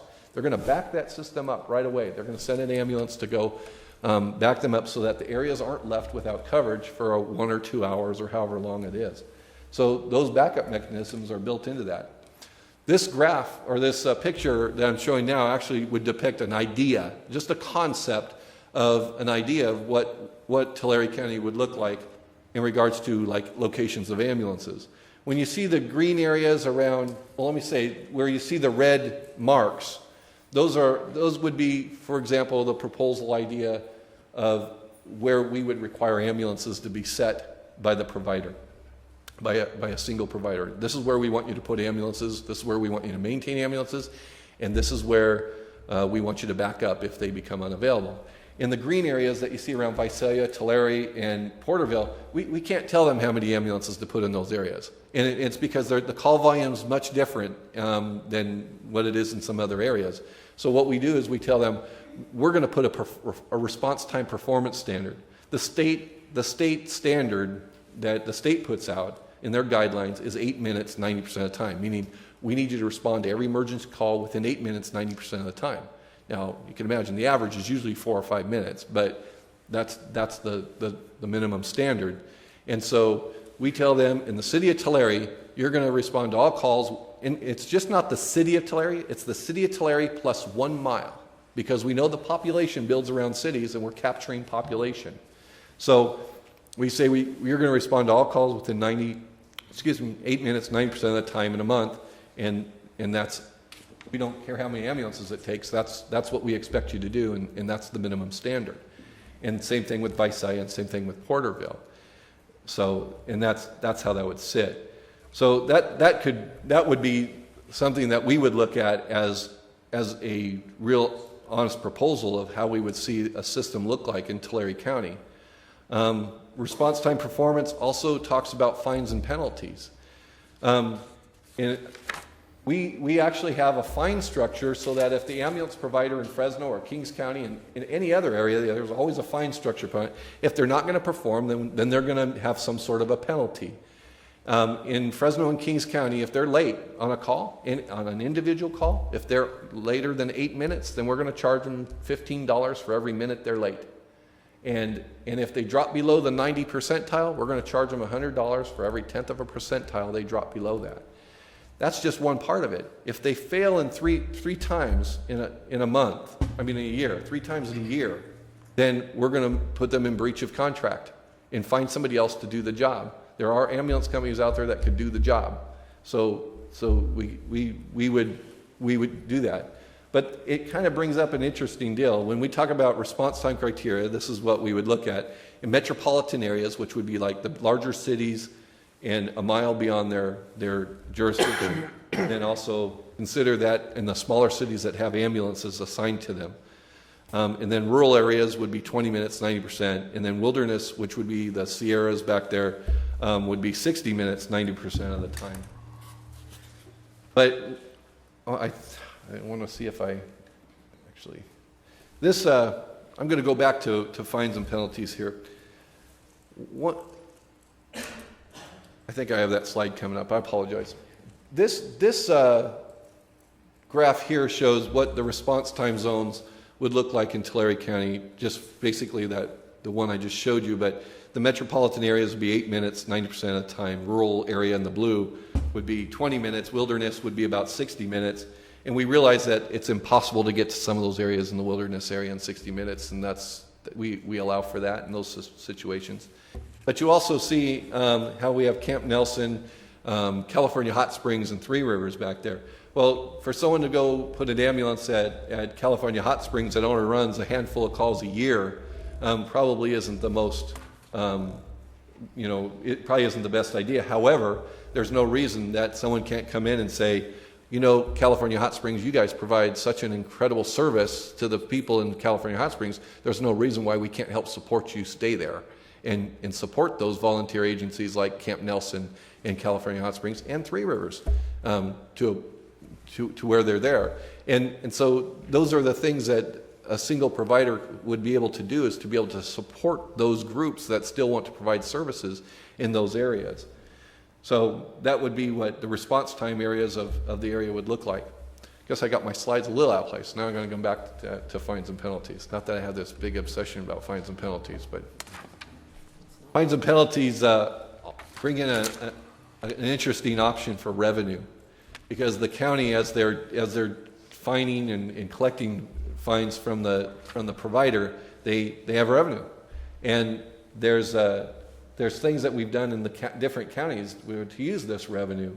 In Kings County, we actually use it to help reimburse first responder agencies, the fire departments, because we realize that there's a cost to fire departments responding to medical aids, and so we usually in Kings County, we actually divide up the fines and penalties and give them back to the fire departments to help offset costs of first responders or first response costs. In Fresno, we invested into our dispatch center system that we have in Fresno County that dispatches a consolidated ambulance dispatch center for 3 counties. It could be used for many things: fund EMS oversight and administration, or it could go to the EMCC for projects and awareness programs, or whatever the county feels is necessary that they want to do with the fines and penalties. But it just opens up some different ideas. The other thing that we do is try to support first responder agencies, because we want to try to offset the cost for first responders responding on medical aids. So we also provide them all their equipment that they need to maintain in order to respond on medical calls. We feel that that's part of the medical side of this. They have the ability to capture revenue for costs, and we're going to help the fire departments with the idea of their costs of running medical aids. So we're looking at that. The single provider agreement also talks about other things. A consistency in billing rates. The ambulance rates across Tulare County are all over the place. There's nobody, for the same identical call, you're not going to get the same ambulance bill. The ambulance bills go from very low to very high. And so people are paying different costs. Even with the 2 ambulance companies in Visalia, the 2 ambulance companies in Porterville, they could run the same call at the same street corner, and the ambulance billing rates your bill is going to be completely different. And that's across the entire county. Dispatch center, an idea that, talking to the fire department here in Tulare County, is the idea that, they're looking at someday trying to deal with a dispatch center.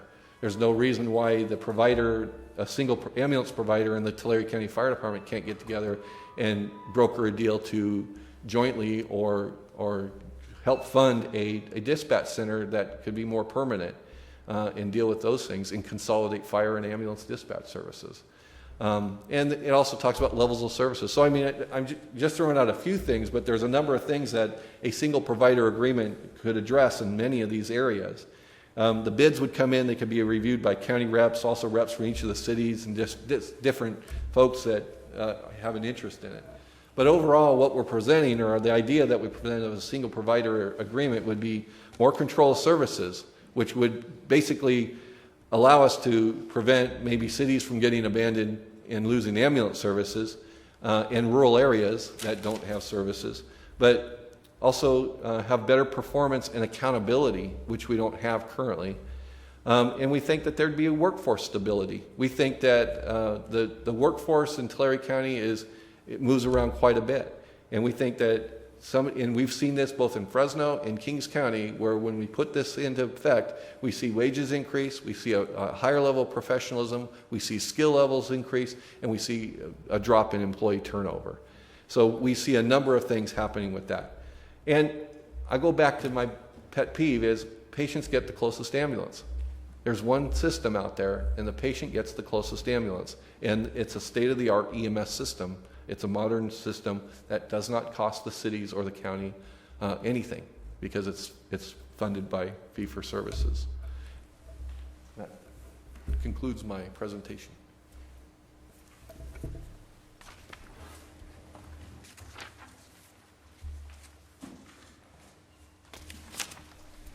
Thank you. This probably generates a lot of questions, and I just wanted to kind of walk through what I envision as a process for today, because we wanted to bring basically before your board this report and bring to your attention a number of the challenges that still exist. Dan has done a good job of outlining a single operating area solution. And I know we've had discussions with the city managers groups, we've had discussions with a number of city councils, and we've had discussions with some of the ambulance providers. And so I think what we'd like to do is just have this option considered by your board, as well as any potential other options that you may wish us to consider as we move forward to resolve some of the problems that have been presented to us today. But I know that there's a number of people in the audience that would like to speak to this as well. So I'll just stop there. And of course, if there's any questions for Dan before you start, that would be good too. Mr. Cox. 2 questions. On the chart you put up that showed the response times, where you're 87.2%, 88%, so forth. I mean, how many calls? Can you tell me how many calls that represents? Does that represent 3 calls, 30 calls, 100 calls? It looks like there were areas where each month you might fall short of hitting your 90% goal. Is that because you didn't make 1 call on time during the month, or did you miss 50 calls? That's a great question, because you're absolutely right. When there's a small number of calls, you can miss 1 call and drop. And that's one of the reasons why when we report at the EMCC what the response time of the ambulance provider, we add it all together so that we don't see the 7-minute, 8-minute, those different things. But when you look at, it depends on what ambulance company you're looking at. But for example, mobile life support, it's like we're talking 146 calls in that area for like 7-minute zones, 115 and 10-minute zones, 9 minutes in the 9 calls in the 15-minute zones. So as it gets into the higher response time zones, it's a lower number, obviously, but it's those 7 and 10-minute zones that we focus on, because that's where the population is, that's where the most of the calls are. Okay, and last question. If you do an RFP or something like this, you kind of brushed over the top of that. In the RFP, you set the parameters, so you're going to provide X amount, or these are the places you're going to provide ambulances for, and these are your, your 90% targets that you have to hit. Do they, in the RFP, do they also give you proposals for dollar amounts they're going to charge you in different areas? I mean, is all of that inclusive of the bid, or do they just come in and say, yes, we can meet your standard? No, actually, and I did. I skated over that a little bit. Not on purpose, just trying to get all the information in that I can, and not bore you with everything. But when they turn in a bid to their request for proposals, we set what we want. So they say, yes, we're going to meet this. This is how we're going to meet it, and this is the cost. This is what our ambulance base rate will be based on what you're asking us to do.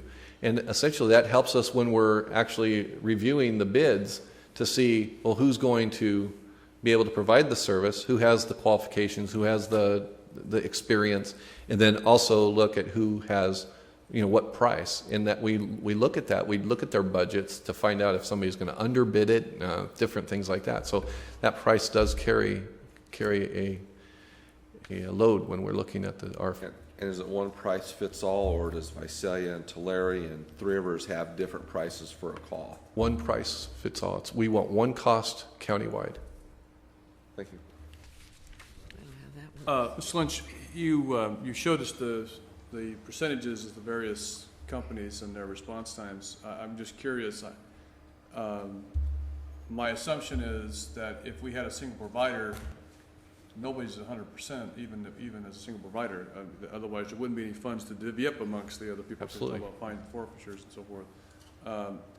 And I think it's an important concept, because I think one way of presenting this is that the panacea to all problems is a single provider and everything is going to be perfect. But the fact of the matter is, the world isn't perfect, and a single provider isn't going to be perfect either. There may be times when they can't back up somebody else. There may be times when they break down or they can't get to the place in time. And I think part of this is making sure that we have a good understanding of reality here. Because I think as this is presented like now, it's like, I'd say, well, why didn't we do this a long time ago? Why are we putting up with this? Because it really comes across as perfection and nirvana would come with a single provider service, and I don't believe that probably would be true, because, as I say, there is no perfect system. There is no 100%. And that's why you don't put a system together that says you're going to respond to all calls 100% of the time, because we know that things happen and it's just not reality. What we do put into place is the benefit of a single provider is you have accountability. And if they're going to fail, then you have teeth to be able to make them perform or find somebody else to perform. We don't have that now. If the ambulance providers don't make their percentages for several months, there's nothing in the ordinance, there's nothing to say what we can do. We could probably go take their license away as an ambulance operator, but do we really want to do that? Because it's not, is somebody really going to want to come in and take over a little area of Tulare County that might not be worth it? So we're kind of in a situation with the current system is that we don't have teeth to perform, or to force performance higher, or even to make accountable what is currently the recommended response time requirements. Under a single provider, although nothing is perfect, and there are times when they will be unable to back up somebody or do whatever, we have more control over that in accountability than we do today, because we don't have any of that today. Has there any thought been given to, instead of having a single provider, having basically a JPA that would cover the county, so that even though you might have different providers, the things you've just talked about would all be considered part of the JPA, so that there would be accountability, that all those things could be built into a JPA. If you're the closest ambulance, even though it's outside of your quote boundary, you'd be required to go as a part of the JPA. Any thought been given to something of that nature? Absolutely, there's been thought to that. We actually, when Fresno did this a while ago, they actually did have a sort of a JPA that went into business together to do it, and then one ended up buying the other out. There were some controversies there, but when you start throwing more into the mix, then there's just more complications. When you talk about nothing's perfect, like with a single provider, we have accountability over one provider. If you start having a JPA, certainly you have one JPA, and there's nothing that prohibits a JPA from bidding the RFP. So if the ambulance provider, a bunch of ambulance providers want to get together, create a JPA and bid on an RFP, that's totally their option as well. So there's not anything that keeps a JPA or somebody from doing that. But the idea of addressing or dealing with a single provider is very attractive when you're trying to deal with such an important issue as getting ambulances to people who need it.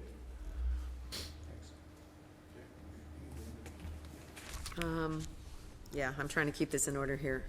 Thank you, Mr. Lynch. And I do want to tell you that I tried very hard to follow you when you said we, because we at one point was Fresno, and we at one point was Fresno, Kings, whatever, and then we at the other hand was Tulare County. So, but I tried to take some notes. And then unfortunately some of the slides that you put up are not included in, that I couldn't follow along here with them. I don't know why our presentation doesn't include all the information that you have up there. Perhaps it's just mine. And if it is, you guys did it to me on purpose. And so I have just a few questions. I mean, that's information that I, without it in front of me, I would have liked to have seen that firsthand. I want to go back to Supervisor Worthley's question, and I'm not sure that it's fully answered in my mind. Under the slide that says still falling short, we don't have ability to do this, we can't, I just don't understand why we don't.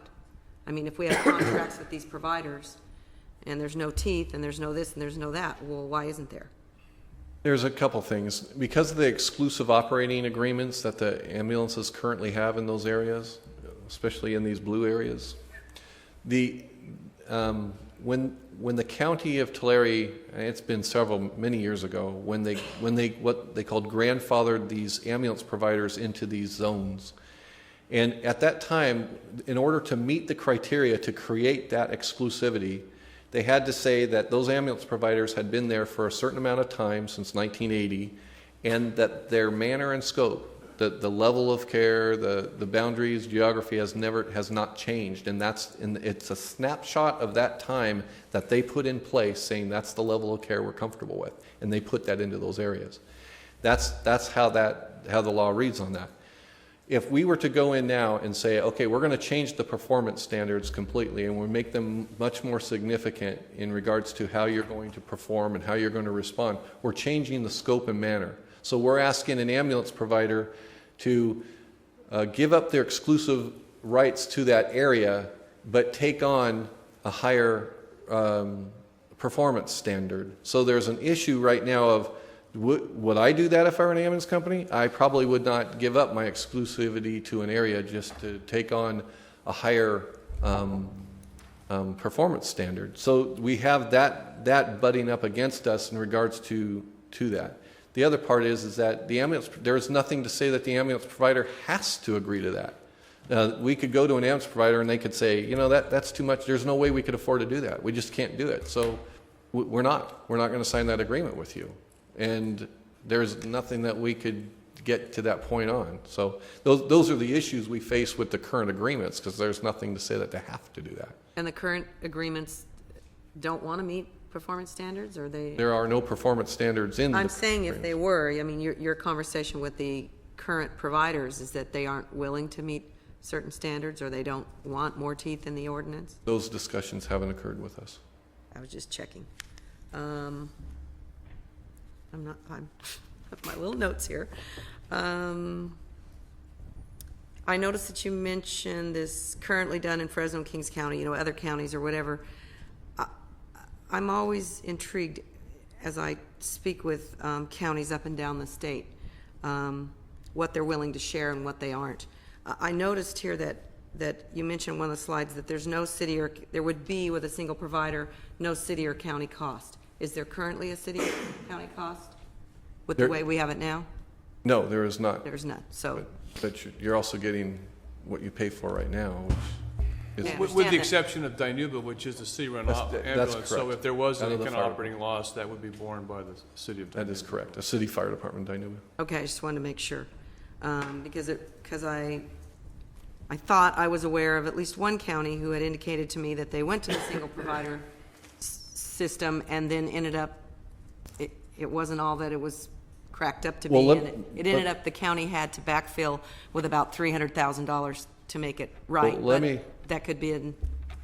You're absolutely right on that. There are counties that have went into agreements with ambulance providers, Monterey County being one of them, that has now had to come in and basically bail out the ambulance provider and has since fired them and is going through another process. But that, to us, we almost separate them from what the process is that we even talk about what we do here or what we've done in the other areas, because what they did was completely wrong. In fact, you talk about 100%. One of their performance standards, well, they got to respond to everything within 100% of so many minutes. And it was totally unrealistic from our standpoint, from what we would ever consider here. But for the vast majority of places that provide or that do this system, there is no cost to the cities nor the counties. Okay. Yeah. And then my only other concern, is this inability with the system we have now to have accountability. I'm still struggling with that versus cost, and I realize that if you're a rural provider, I guess I still don't understand how somebody could tell me that it's going to be the same cost, you know, to cover my supervisorial district, for example, clear out in the hinterlands, as compared to inside of the city, you know, how that all balances out and how that works. And then my only other concern is, you know, are we putting people out of business? And Well, if that's I could, just one of my concerns. could I address both of those real quick? Because Sure. when we look at a single provider, I think one of the best strengths of it, if you will, is that a single provider has the resources of the entire county to help it provide services to the entire county. So it's using the call volume of the entire county to help support it financially to be able to put services everywhere throughout the county. And you say, well, is that fair to the people of Visalia, or is that fair to someone over here? Is that fair? It is, because those are resources that are available to the whole county. The cost, when you put it in, is when we have done this in both Kings County and we've looked at the other counties in Fresno County, the cost actually balances out or comes down because they have the vast resources, volume, collections of the entire county. So they're able to put it out. So that there's areas that would normally not be able to get services that now can. And that is one rate across the county because it's all part of one system. What was the second part? The last part? Putting people out of business. Oh, putting existing we're not going to skirt this one. I mean, potentially, if you have 9 ambulance providers and potentially you're going to go to one single, then the math is pretty simple, and that somebody potentially is going to be put out of business. I want to be clear, though, that historically, in every county that's gone through this, that employees, all of the paramedics, EMTs, and a lot of the billing folks and all those get picked up by the ambulance company. There's no pot of paramedics sitting out there waiting to go drop into a system. So somebody needs to come in and take those local resources, personnel, and put them to work for them. So the company itself, yes, will probably put out of business, and the management or ownership of that business could be put out of it. That's what happened in Kings County, and that's what happened in Fresno. But I'm not going to paint a pretty picture about it. It's the reality. That's what happened. But the employees and those folks were all protected through the process of being required to be picked up by the single provider.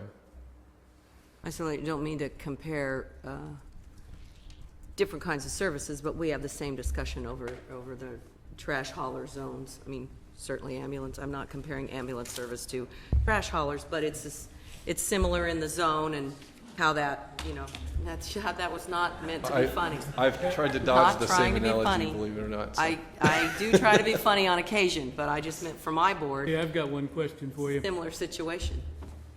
Have we approached all these providers and given them a chance to form a GPA to see if they can't take care of this county?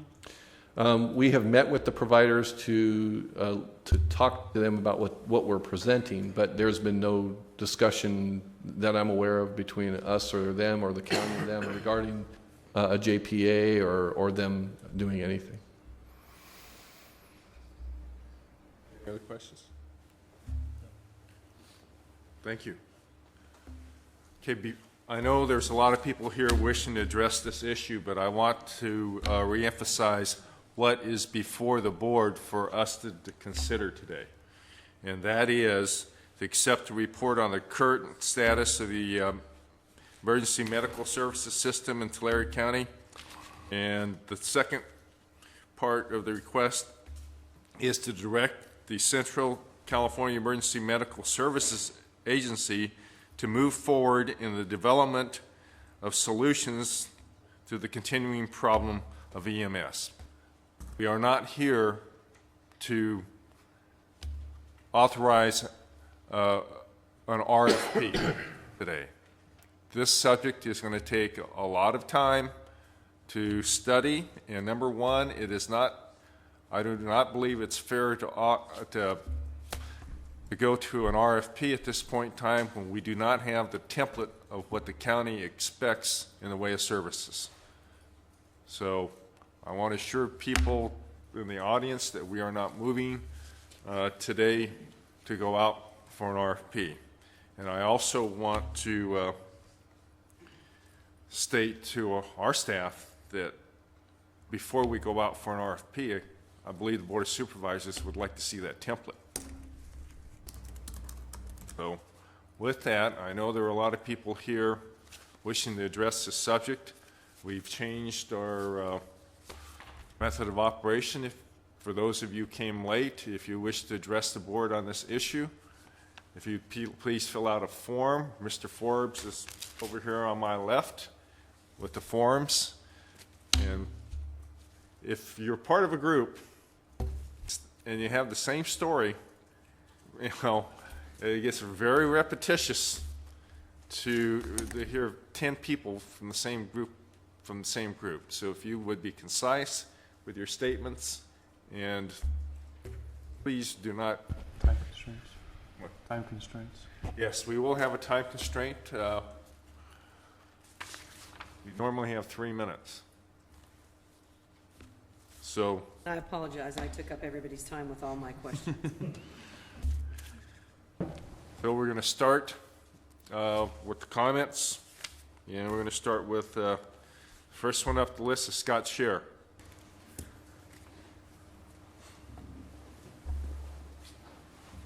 Please identify yourself and give us your address for the record, please. Good morning, Supervisors. My name is Scott Scheer. I am the Human Resource Manager for Imperial Ambulance in Porterville, 22 North Cottage, down in Porterville. I will keep my comments very brief. I just would ask the Board of Supervisors to direct the staff to continue with the investigation of how the current providers could solve these problems. We have not been given that opportunity, and we do feel that there could be an amicable decisions made that where we could improve this system. Thank you. It's been brought to my attention that several of the providers have talked with each other to look at forming a JPA to solve the issues that the county staff has raised. So I want to make that clear that there are talks going on to look at the current providers forming the one entity provider. Correct. Thank you.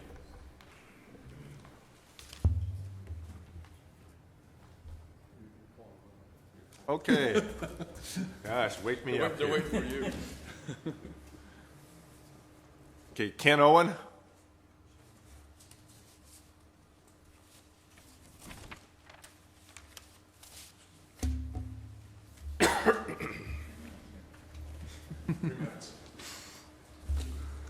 Morning, Supervisors. Is it still morning?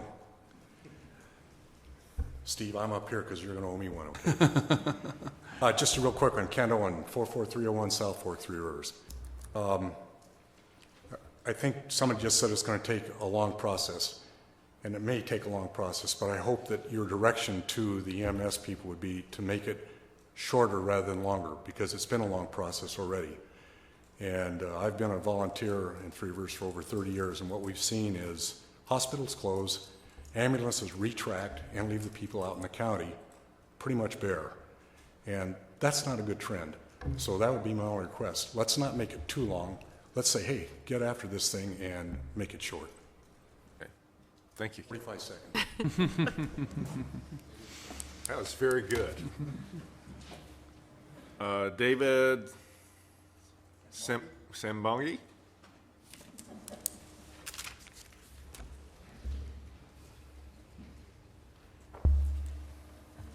Good morning. My name is Dave Sambongi. Am I blasting you guys out? I live in Tulare County. I'm a resident of Visalia, P.O. Box 4204.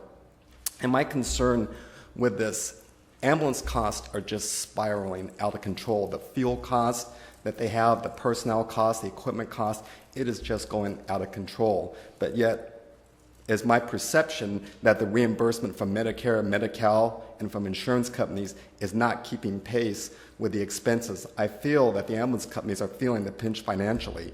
If they weren't, we probably wouldn't be here today having this meeting. We've seen loss of ambulance service, and I don't think the reimbursement situation is going to get better in the foreseeable future. I wouldn't bet money on that. The only way that we're going to solve these problems of getting the closest ambulance, getting ambulances in places like Three Rivers or wherever you want to place, or wherever you guys feel the ambulance is placed, is to go by a single provider, because you're going to need the financial resources to put ambulances in these small places. In Fresno County, for example, no one in their right mind would put an ambulance in a place like Mendota. It's just not economically feasible. Yet Mendota gets an ambulance because they have the single provider service. They can, as Dan alluded to, they can draw off the pool of the vast number of calls, so they can afford to do that. And then the other concern I have is with the JPA. And the problem I have with the JPA, I got a minute and a half here, is the management philosophies of the companies are vastly different from what I've seen. And I'm wondering, I have concerns about everyone having their say, and if decisions are going to be able to be made in a timely manner. And then the other part of it also is just the financial aspect. Once again, getting back to the reimbursement, there's only so much money out there, and all of these services, additional ambulances, putting them in these remote places, it's going to cost money. And that money in a JPA is going to need to be divided up again amongst several companies, whereas if you just have one company being able to take in all the financial resources, they are going to be much more likely to supply the services that we need in these outlying areas and to ensure that we have adequate ambulance response in the cities. Just for example, I was at the soccer park this weekend. They need an ambulance out there. You know who I saw come in? It was Dinuba Ambulance responding to the emergency call in the city of Visalia. And so I just have concerns, and I'm just wondering, I see a trend of things happening like that where other ambulances the resources are just being stretched too thin. That's all I have to say. Thank you for your time. Thank you. Tim Lewis.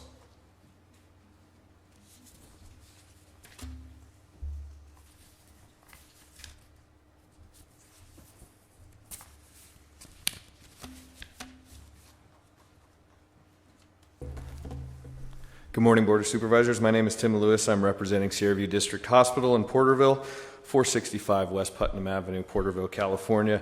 I've been sent on behalf of the Sierra View Local Healthcare District Board, who is concurrently meeting as we speak. We just wanted to forward our opinion that the two providers in Porterville, the board feels we have been served with professionalism and prompt response times from both of these providers. Our concerns are we support a free enterprise competitive environment. The board believes that this such environment raises the level of service, ambulance services in our district and to our patients. Thank you. Thank you. Ralph Herrera.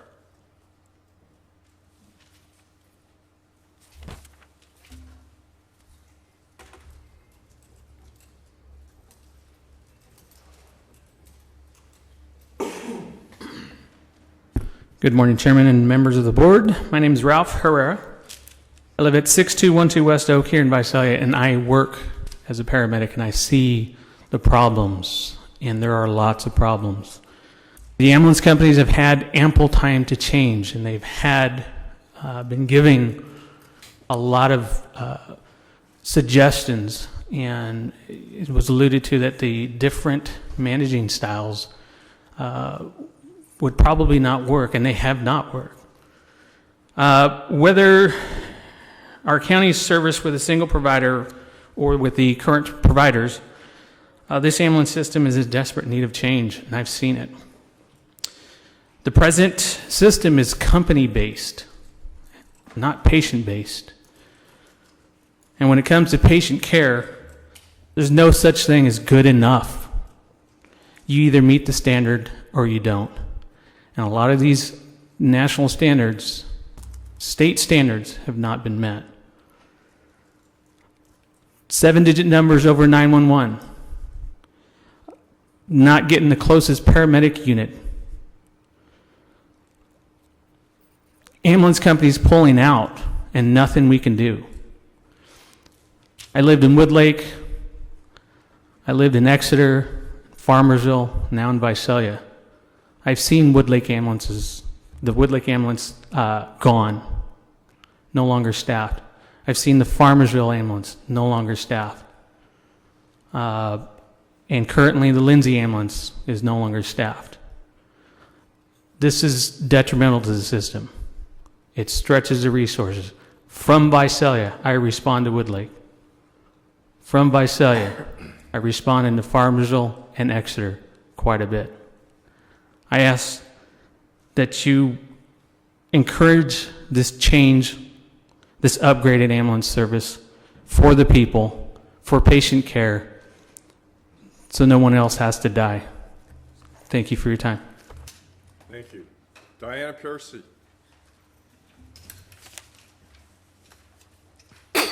Mr. Chairman, Board Supervisor members, no, I'm not here representing Woodlake. My name is Diana Piercy. Address is 35414 Road 176 in Visalia. My husband and I have lived at our current address for 30 years and have had to call 911 for an ambulance twice. I want to explain an incident that occurred 18 months ago, which convinced us that a restructuring, a serious look at the current service, be looked at by you. We live between Woodlake and Ivanhoe, 5 minutes to either. It took us 15 minutes to drive here this morning from where we live. In late March of 2006, I called 911 requesting an ambulance. We had found our daughter on her bed in a coma-like state. She could not control her arms or legs. She was not responsive to any touch, and she couldn't speak. Her eyes were open, and she was just staring at the ceiling. Within 10 minutes of the call, the fire department came, and after they assessed our daughter's condition, I believe they made 3 phone calls to find out where the ambulance was. We live in the country. We live in rural Tulare County. We do not live in the wilderness area. And it takes us 15 minutes to drive here. Why did it take the ambulance so long to get to our house? It was an hour, 60 minutes to arrive to our house after the call was made. It seems the current system that is existing in our county of boundaries, territories, districts did not have our address in either of any of those systems. We were told that Dinuba, and Visalia, and I believe Exeter districts were all involved in deciding where we lived and who was going to come. Are we to assume that this is an acceptable practice in our county? No, we do not. We ask for you to restructure the ambulance service to a single provider. It erases the communication or non-communication that is now existent. By having a single provider, you would not reinvent the wheel. There are neighboring counties that have that. My husband and I wish 18 months ago that such a service existed. Thank you. Thank you.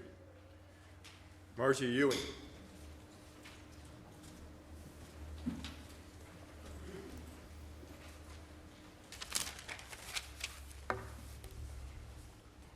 Good morning, Chairman Ishida and supervisors. My name is Margie Ewan. I live in Three Rivers at 43672 Skyline Drive. I'm here as a representative of the Three Rivers Village Foundation, also as just a concerned citizen. In Three Rivers, we have a volunteer ambulance service.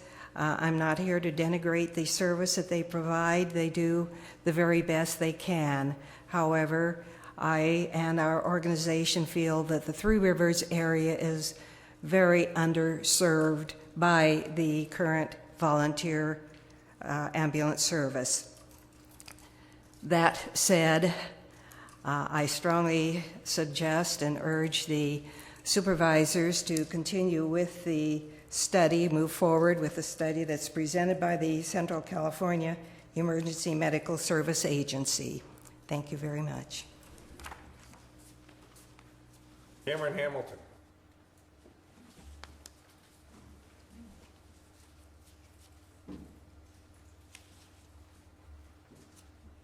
Thank you, Chairman Nishida and fellow members of the Supervisors Districts.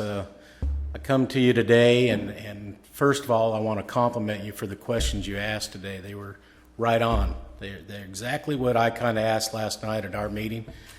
We did have a meeting last night in the city of Porterville, and we did adopt a resolution to mainly not support this for now because, as Mr. Ishida alluded to, the problem that you have with your resolution today, as we see it, is you are going to recommend to EMS or CCMS to go ahead and come up with a solution to these problems. However, when we asked the question last night what the solutions might be, the only thing that Mr. Lynch came to us with is that they would push for the single service provider. And we think there is much more dialogue to be taken. I think that your questions that you asked today were superb. They need to be answered. And I believe that as a collective group, with the providers that we have, we can come up to a solution that is the best need for Tulare County. So I appreciate your time and what you did. Really some superb questions, folks. Thank you. John Crane. I pass. Yes. I like that. Tim Heyer.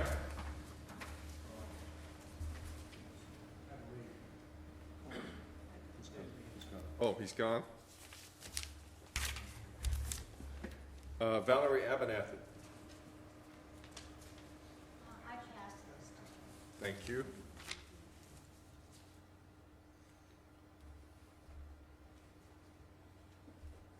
Mary Stolberg. Maria Vasquez.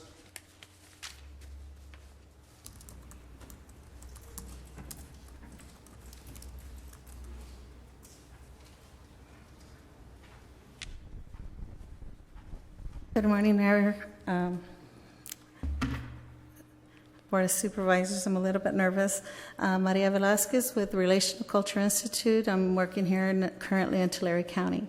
Although I appreciate everybody's comments, I just would like to encourage the board that really Woodlake and Lindsay do not have these services, so therefore, and taking in consideration that it's vital that I bring the community's perspective. I've heard a lot of agencies representatives, ambulatory services representatives, but really there isn't a community voice being represented.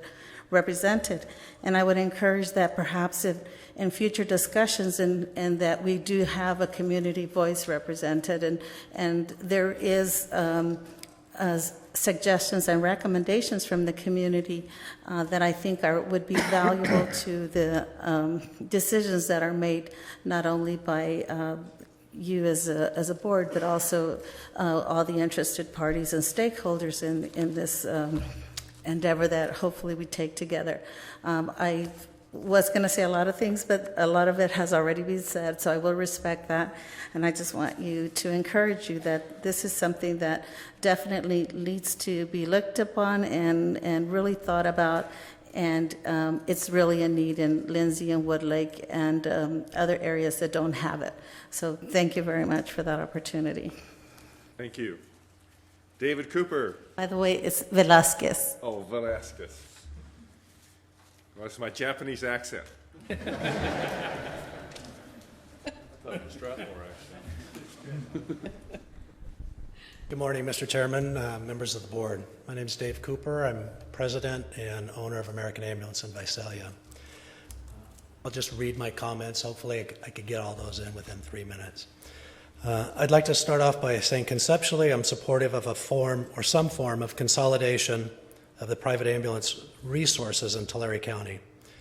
Presently, American Ambulance of Visalia, Lifestar Ambulance Company of Tulare, and Imperial Ambulance in Porterville have had opportunity to discuss the merits of a joint venture to consolidate our companies under a single entity to enhance the provision of ambulance services to the communities we currently serve, as well as extend our combined resources to provide services to other areas of Tulare County that are not served or that certainly are underserved.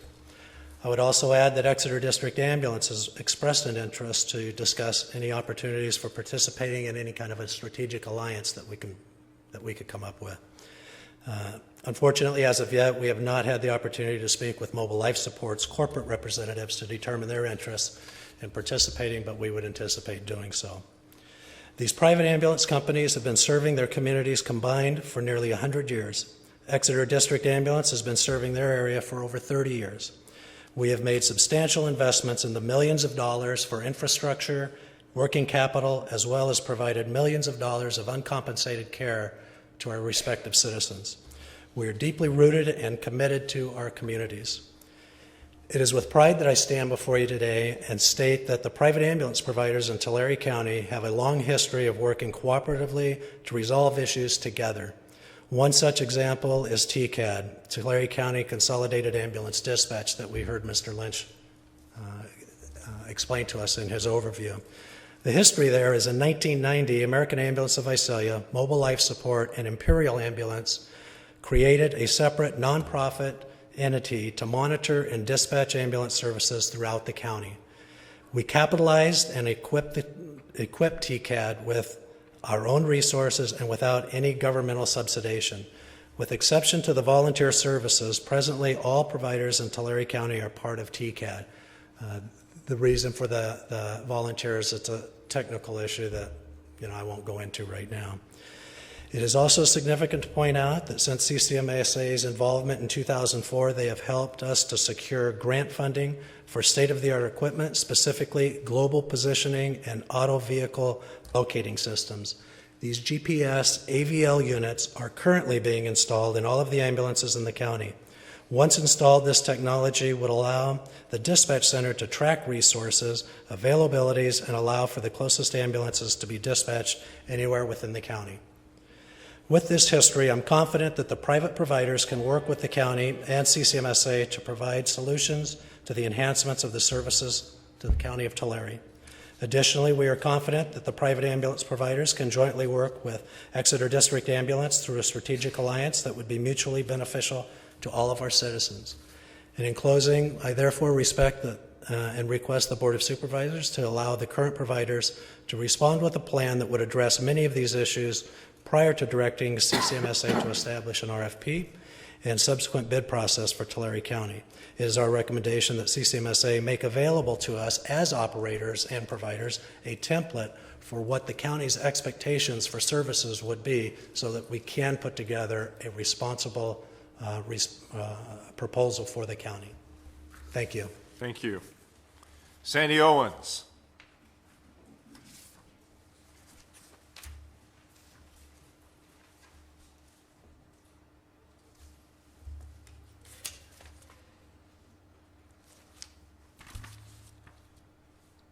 I'm Sandy Owen. I live on the South Fork, 44301 in Three Rivers. I'm a 30-plus year volunteer for the Three Rivers Ambulance, and I've also been on Tulare County EMS committees for probably over 20 years. I was on the EMT2 coordinating and then on the first paramedic feasibility study.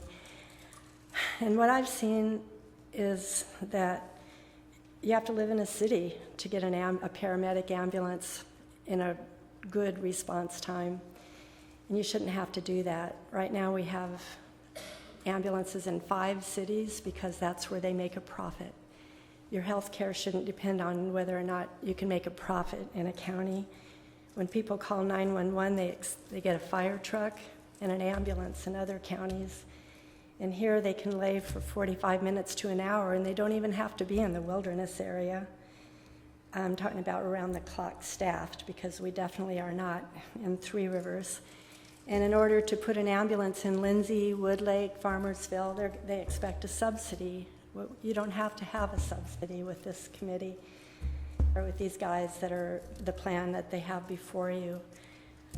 As supervisors, you're elected because you're smart, you're talented, you're personable. Thank you. Yeah. and you're trusted by the people of your area, but it's not just 5 cities, it's the whole county. And in order to get a system that really works for the citizens of the entire county, you need to listen to the people that you've hired to do these jobs for you. You finally have a director of Health and Human Services that cares about all of us, no matter if we live in those 5 cities or not. And you also have an EMS agency that is very experienced and very smart.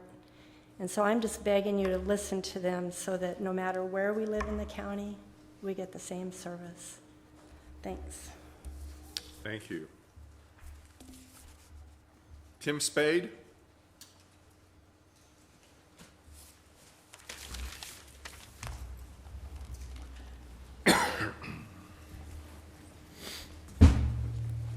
Hi, my name's Tim Spade. I'm a ER physician at Via Delta Hospital. I live at 1745 South Crummel in Visalia.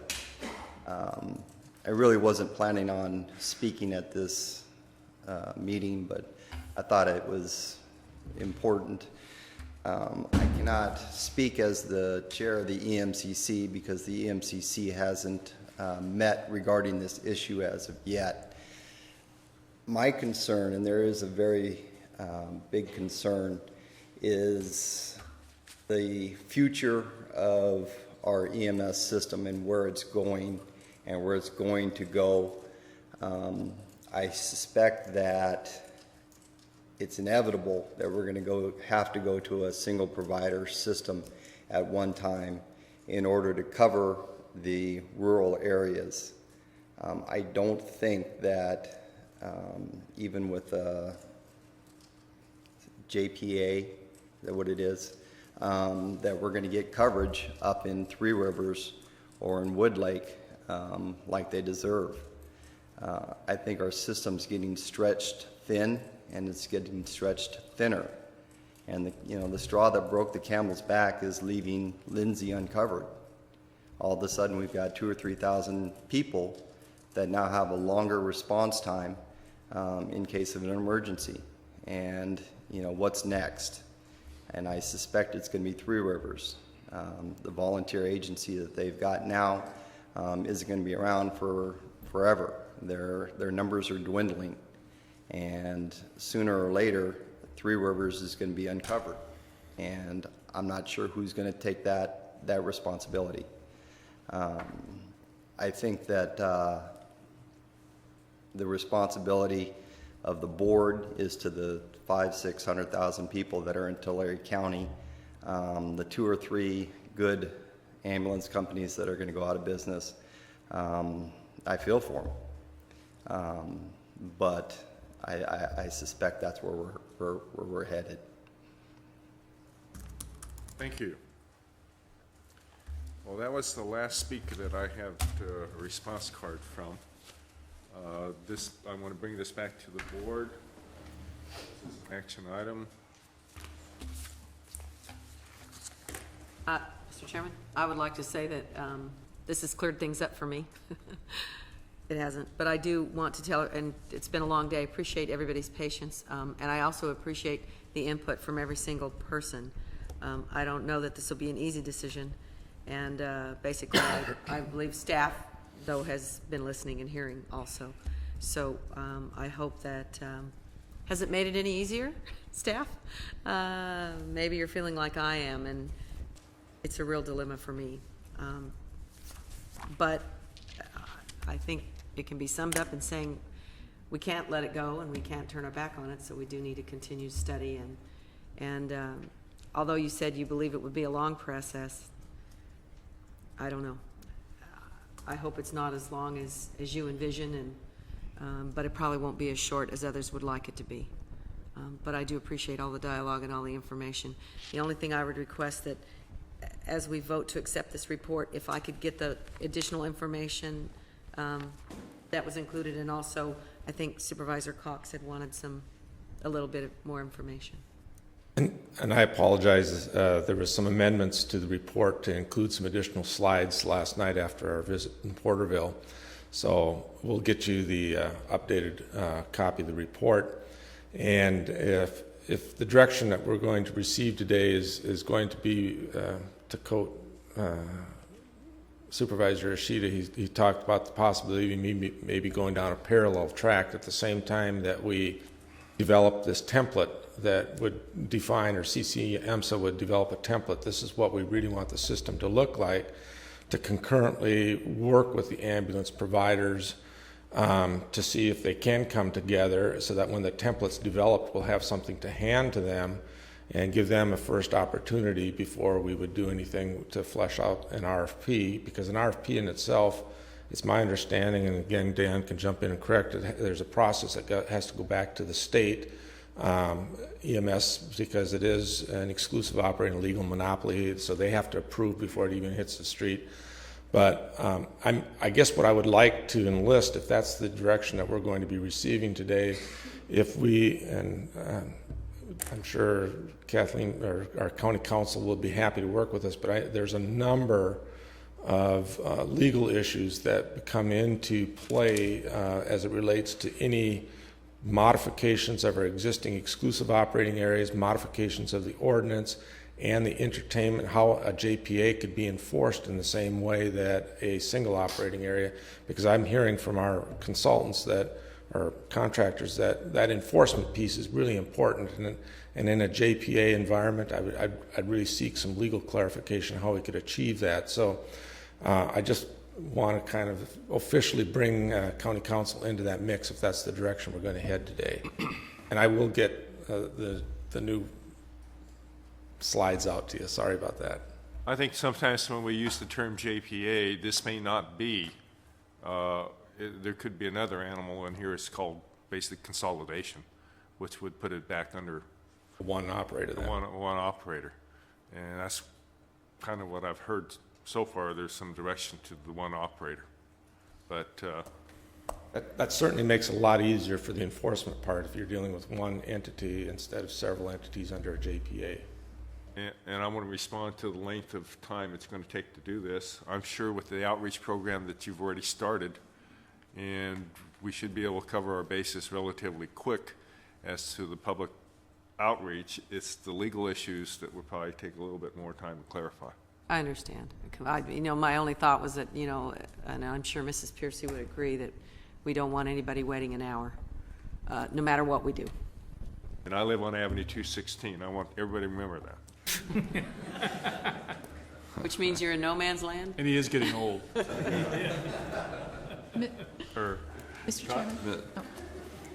I think there's a window of opportunity here to improve things. For me, it's all about service, providing the best service possible to the citizens of Tulare County. If I were an ambulance owner today, I would feel like I have just left the principal's office and that I've been put on notice. That'd be the vice principal's office. No, they took me into the principal's office. Uh-oh. I skipped right past the vice principal. So I guess there is a short window of opportunity here. I support the staff recommendation to move forward as you're moving forward, but also to bring the providers in. And I agree that there needs to be some performance measures in place. I can't believe we've gone all this time without having something in writing. It sounds like it's been the good old buddy system. We're going to expect you to provide services, and we hope you do it, but I think we need to put some teeth into that. So as we move forward, I look forward to seeing what teeth we put into the contracts. I guess we're going to have to look at the contracts and see, if they're for multiple years, there could be issues there as well. So, but I do support staff recommendation and look forward to moving on and ending up with a better service for the citizens of the county. Yes, Mr. Chairman, thank you. I appreciate everyone's participation here today. I will tell you that prior to this being brought to our attention, and I mean in the last 10 days, I have never had anybody call me to specifically complain about our ambulance service anywhere in District 4, and of course that includes some of the more rural areas. So, of course, now I have heard comments from people within my district that there is an issue. But my point is that the problem was not one, I don't think that was apparent to this board, because it hadn't been brought to our attention until quite recently, even if it was very apparent to those of you who were out there in the audience. I think time is of the essence. I think once the issues are brought to our attention, we know that they cannot be just, they need to be addressed, they need to be addressed in a timely fashion. And I don't think that should take all that long. We know there are, when we talk about a template, we talk about, we've already seen the expectations that we would impose upon a single provider would be the same kind of expectation we would impose upon a JPA. There would be no difference in my mind. I don't see, my take on it is that Dr. Spade may be correct. We may ultimately end up going to a single service provider, and that would be driven, I think, by economics. And that being that when you have one organization, one administrative head, they probably can provide the services less expensively than can a lot of different organizations. But I believe we have a responsibility. We have a responsibility, and we owe a debt to our existing providers who have been providing this service to give them the opportunity to address this matter. And I am not at all convinced that that cannot be done. In other words, I believe our providers will have the ability to step up if they choose to do so, and if it works for them economically. The bottom line, folks, is still economics. When you look at the single provider service, somebody still at the end of the day has to make a profit or it won't exist. And when we think about people out in the hinterlands, and I live in somewhat hinterlands, when you're in the hinterlands, if you're going to be paying the same price as somebody that lives right next door to the hospital, guess what? Your rates are being subsidized by somebody else. I'm not saying it's a bad thing, it's just a reality. But at the end of the day, whoever provides the service still has to be able to make a profit, or they will not be in existence. You will not have ambulance service.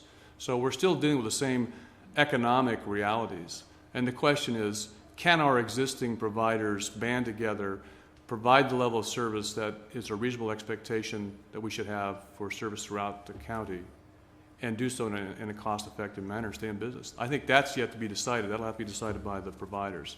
But I do think we have an obligation to give them the opportunity to try. I would also like to thank everybody that spoke today and came to the meeting. I didn't have any complaints from my area of Porterville as far as the ambulance service.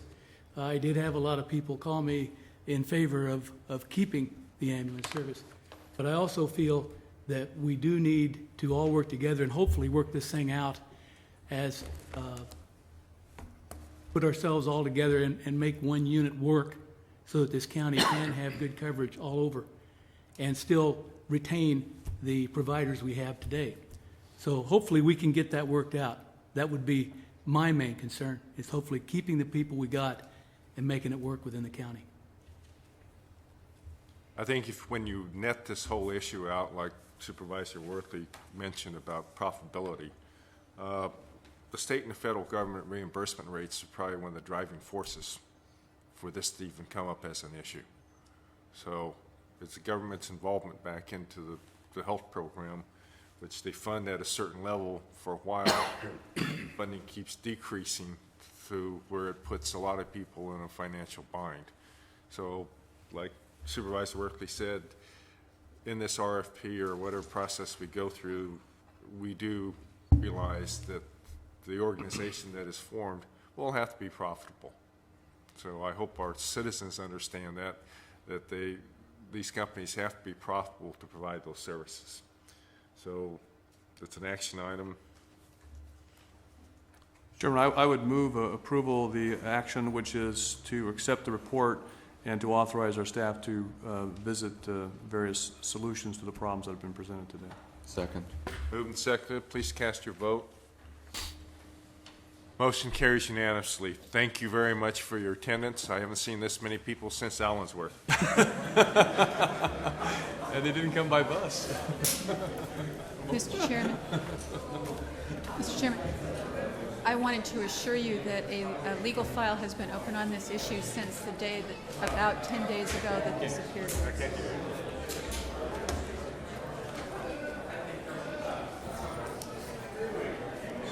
Okay, we have one more item on the agenda.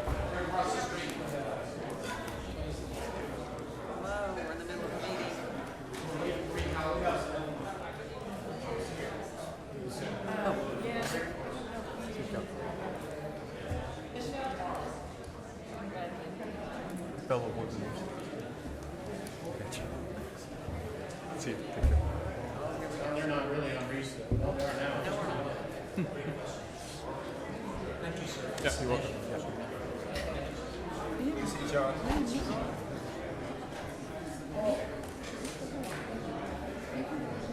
you like, or you can hang around with us last time. What? Yes, we still have one item on the agenda. 25. Item 25.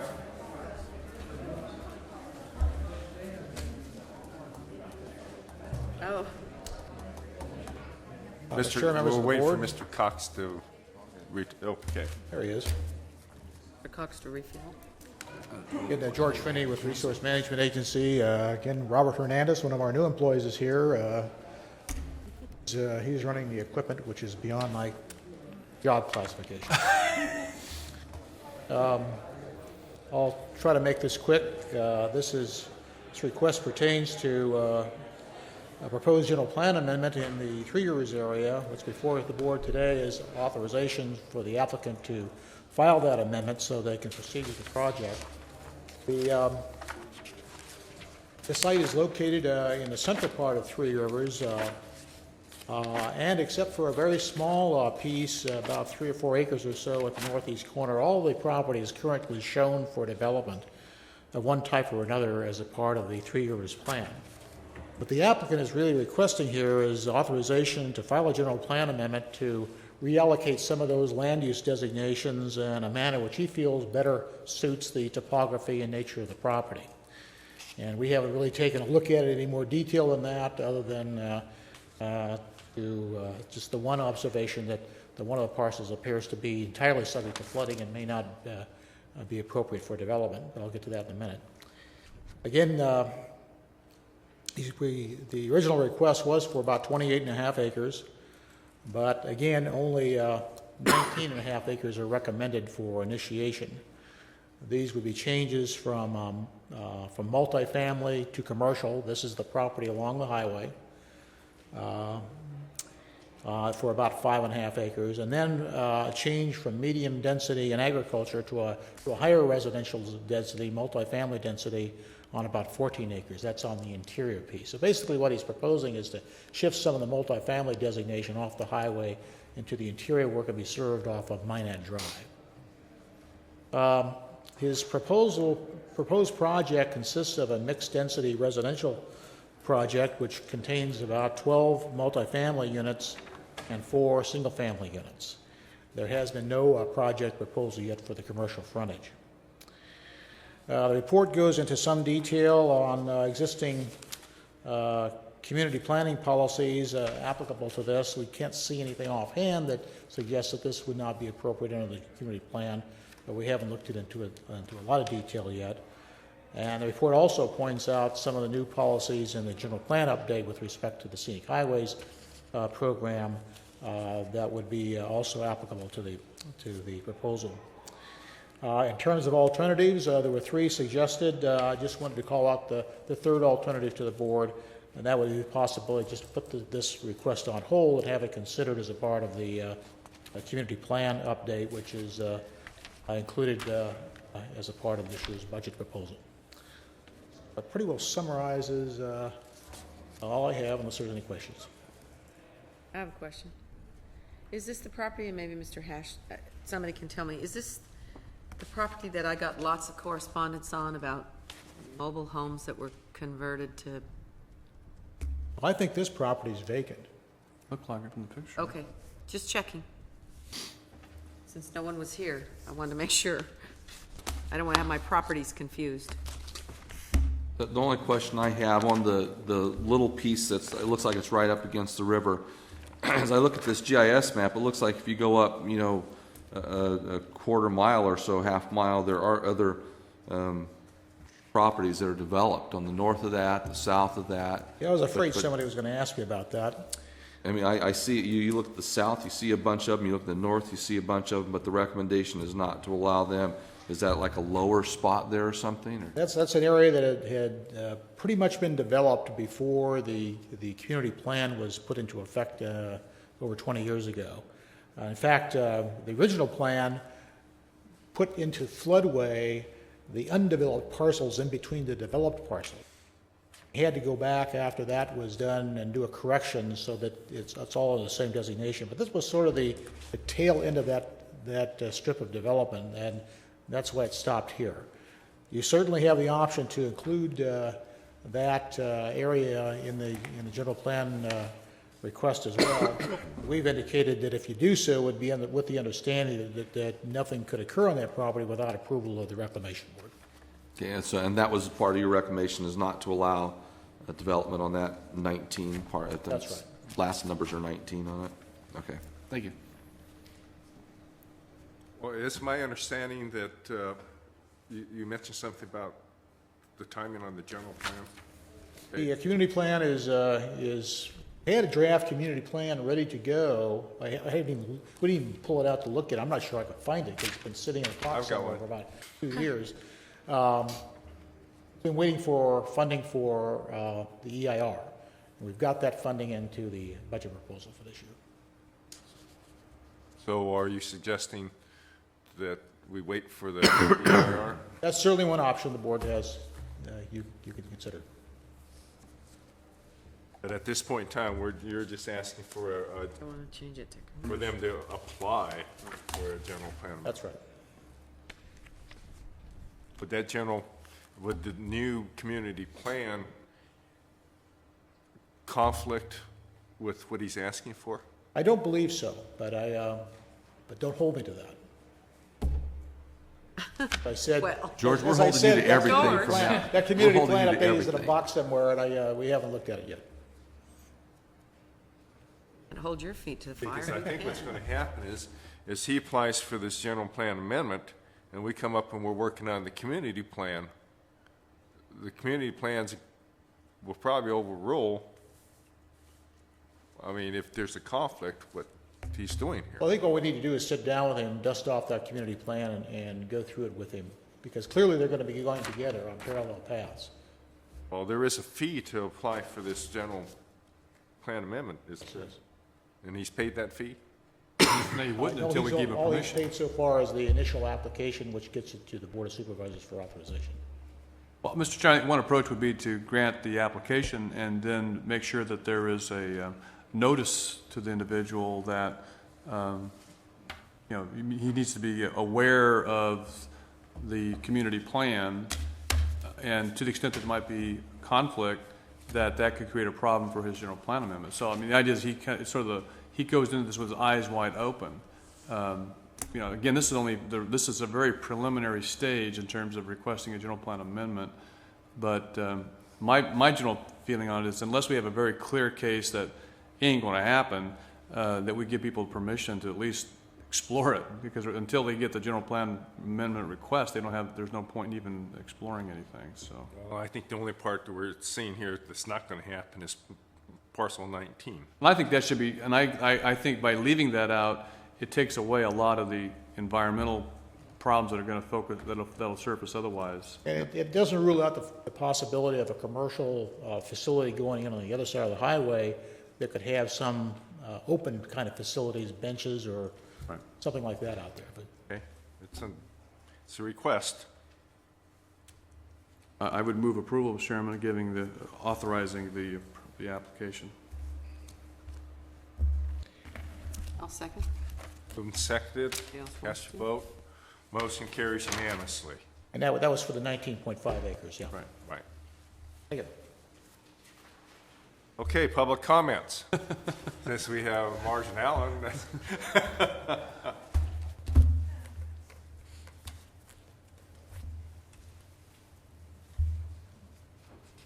For the record, my name is Margie Ewan. I live in Three Rivers at 43672 Skyline Drive.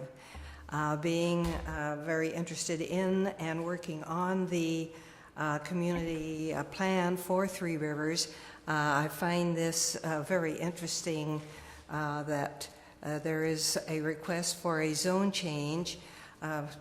Parcel numbers don't mean a heck of a lot to me. And I would ask the gentleman who is requesting the change in zoning if he could further identify the property by citing buildings that are already there. Is this the property perhaps that is behind the fire station east?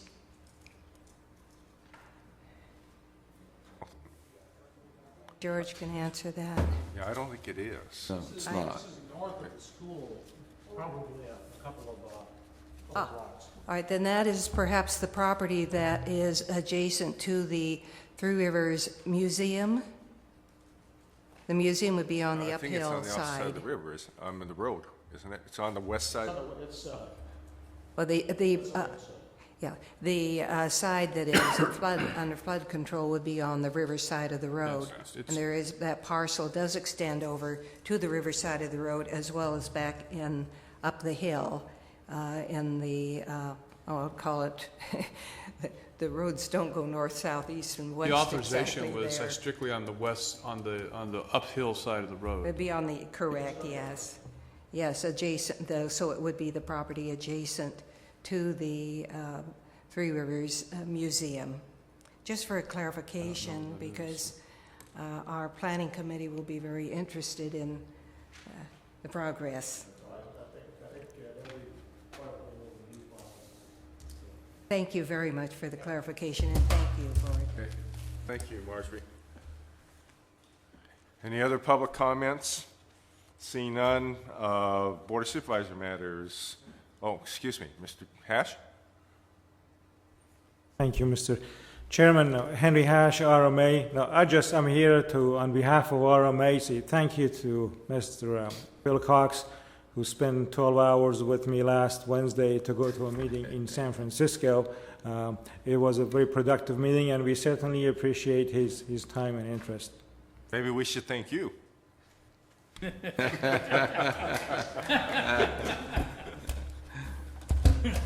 Mr. Ennis. No, I don't have anything to say today. The meeting's been long enough. Ditto. Ms. Conway. See you in a couple of weeks. Supervisor Cox. Bon voyage. Supervisor Worthley. Nada. If you see a Black Hawk helicopter flying over the National Forest tomorrow morning, It will be you. I'll be in it. So, stand in my comments. Flak Council- jacket? With Senator, with I'm- Senator I'm the gunner. Feinstein? I'm the guy. Are you with Senator Feinstein in that Blackhawk? No, she's not coming with us. Oh. Council, we have need for closed session. Yes, Mr. Chairman, you have items A through E on your closed session agenda. I do not anticipate any announcements. Thank you very much. Thank you for your attendance. Favor.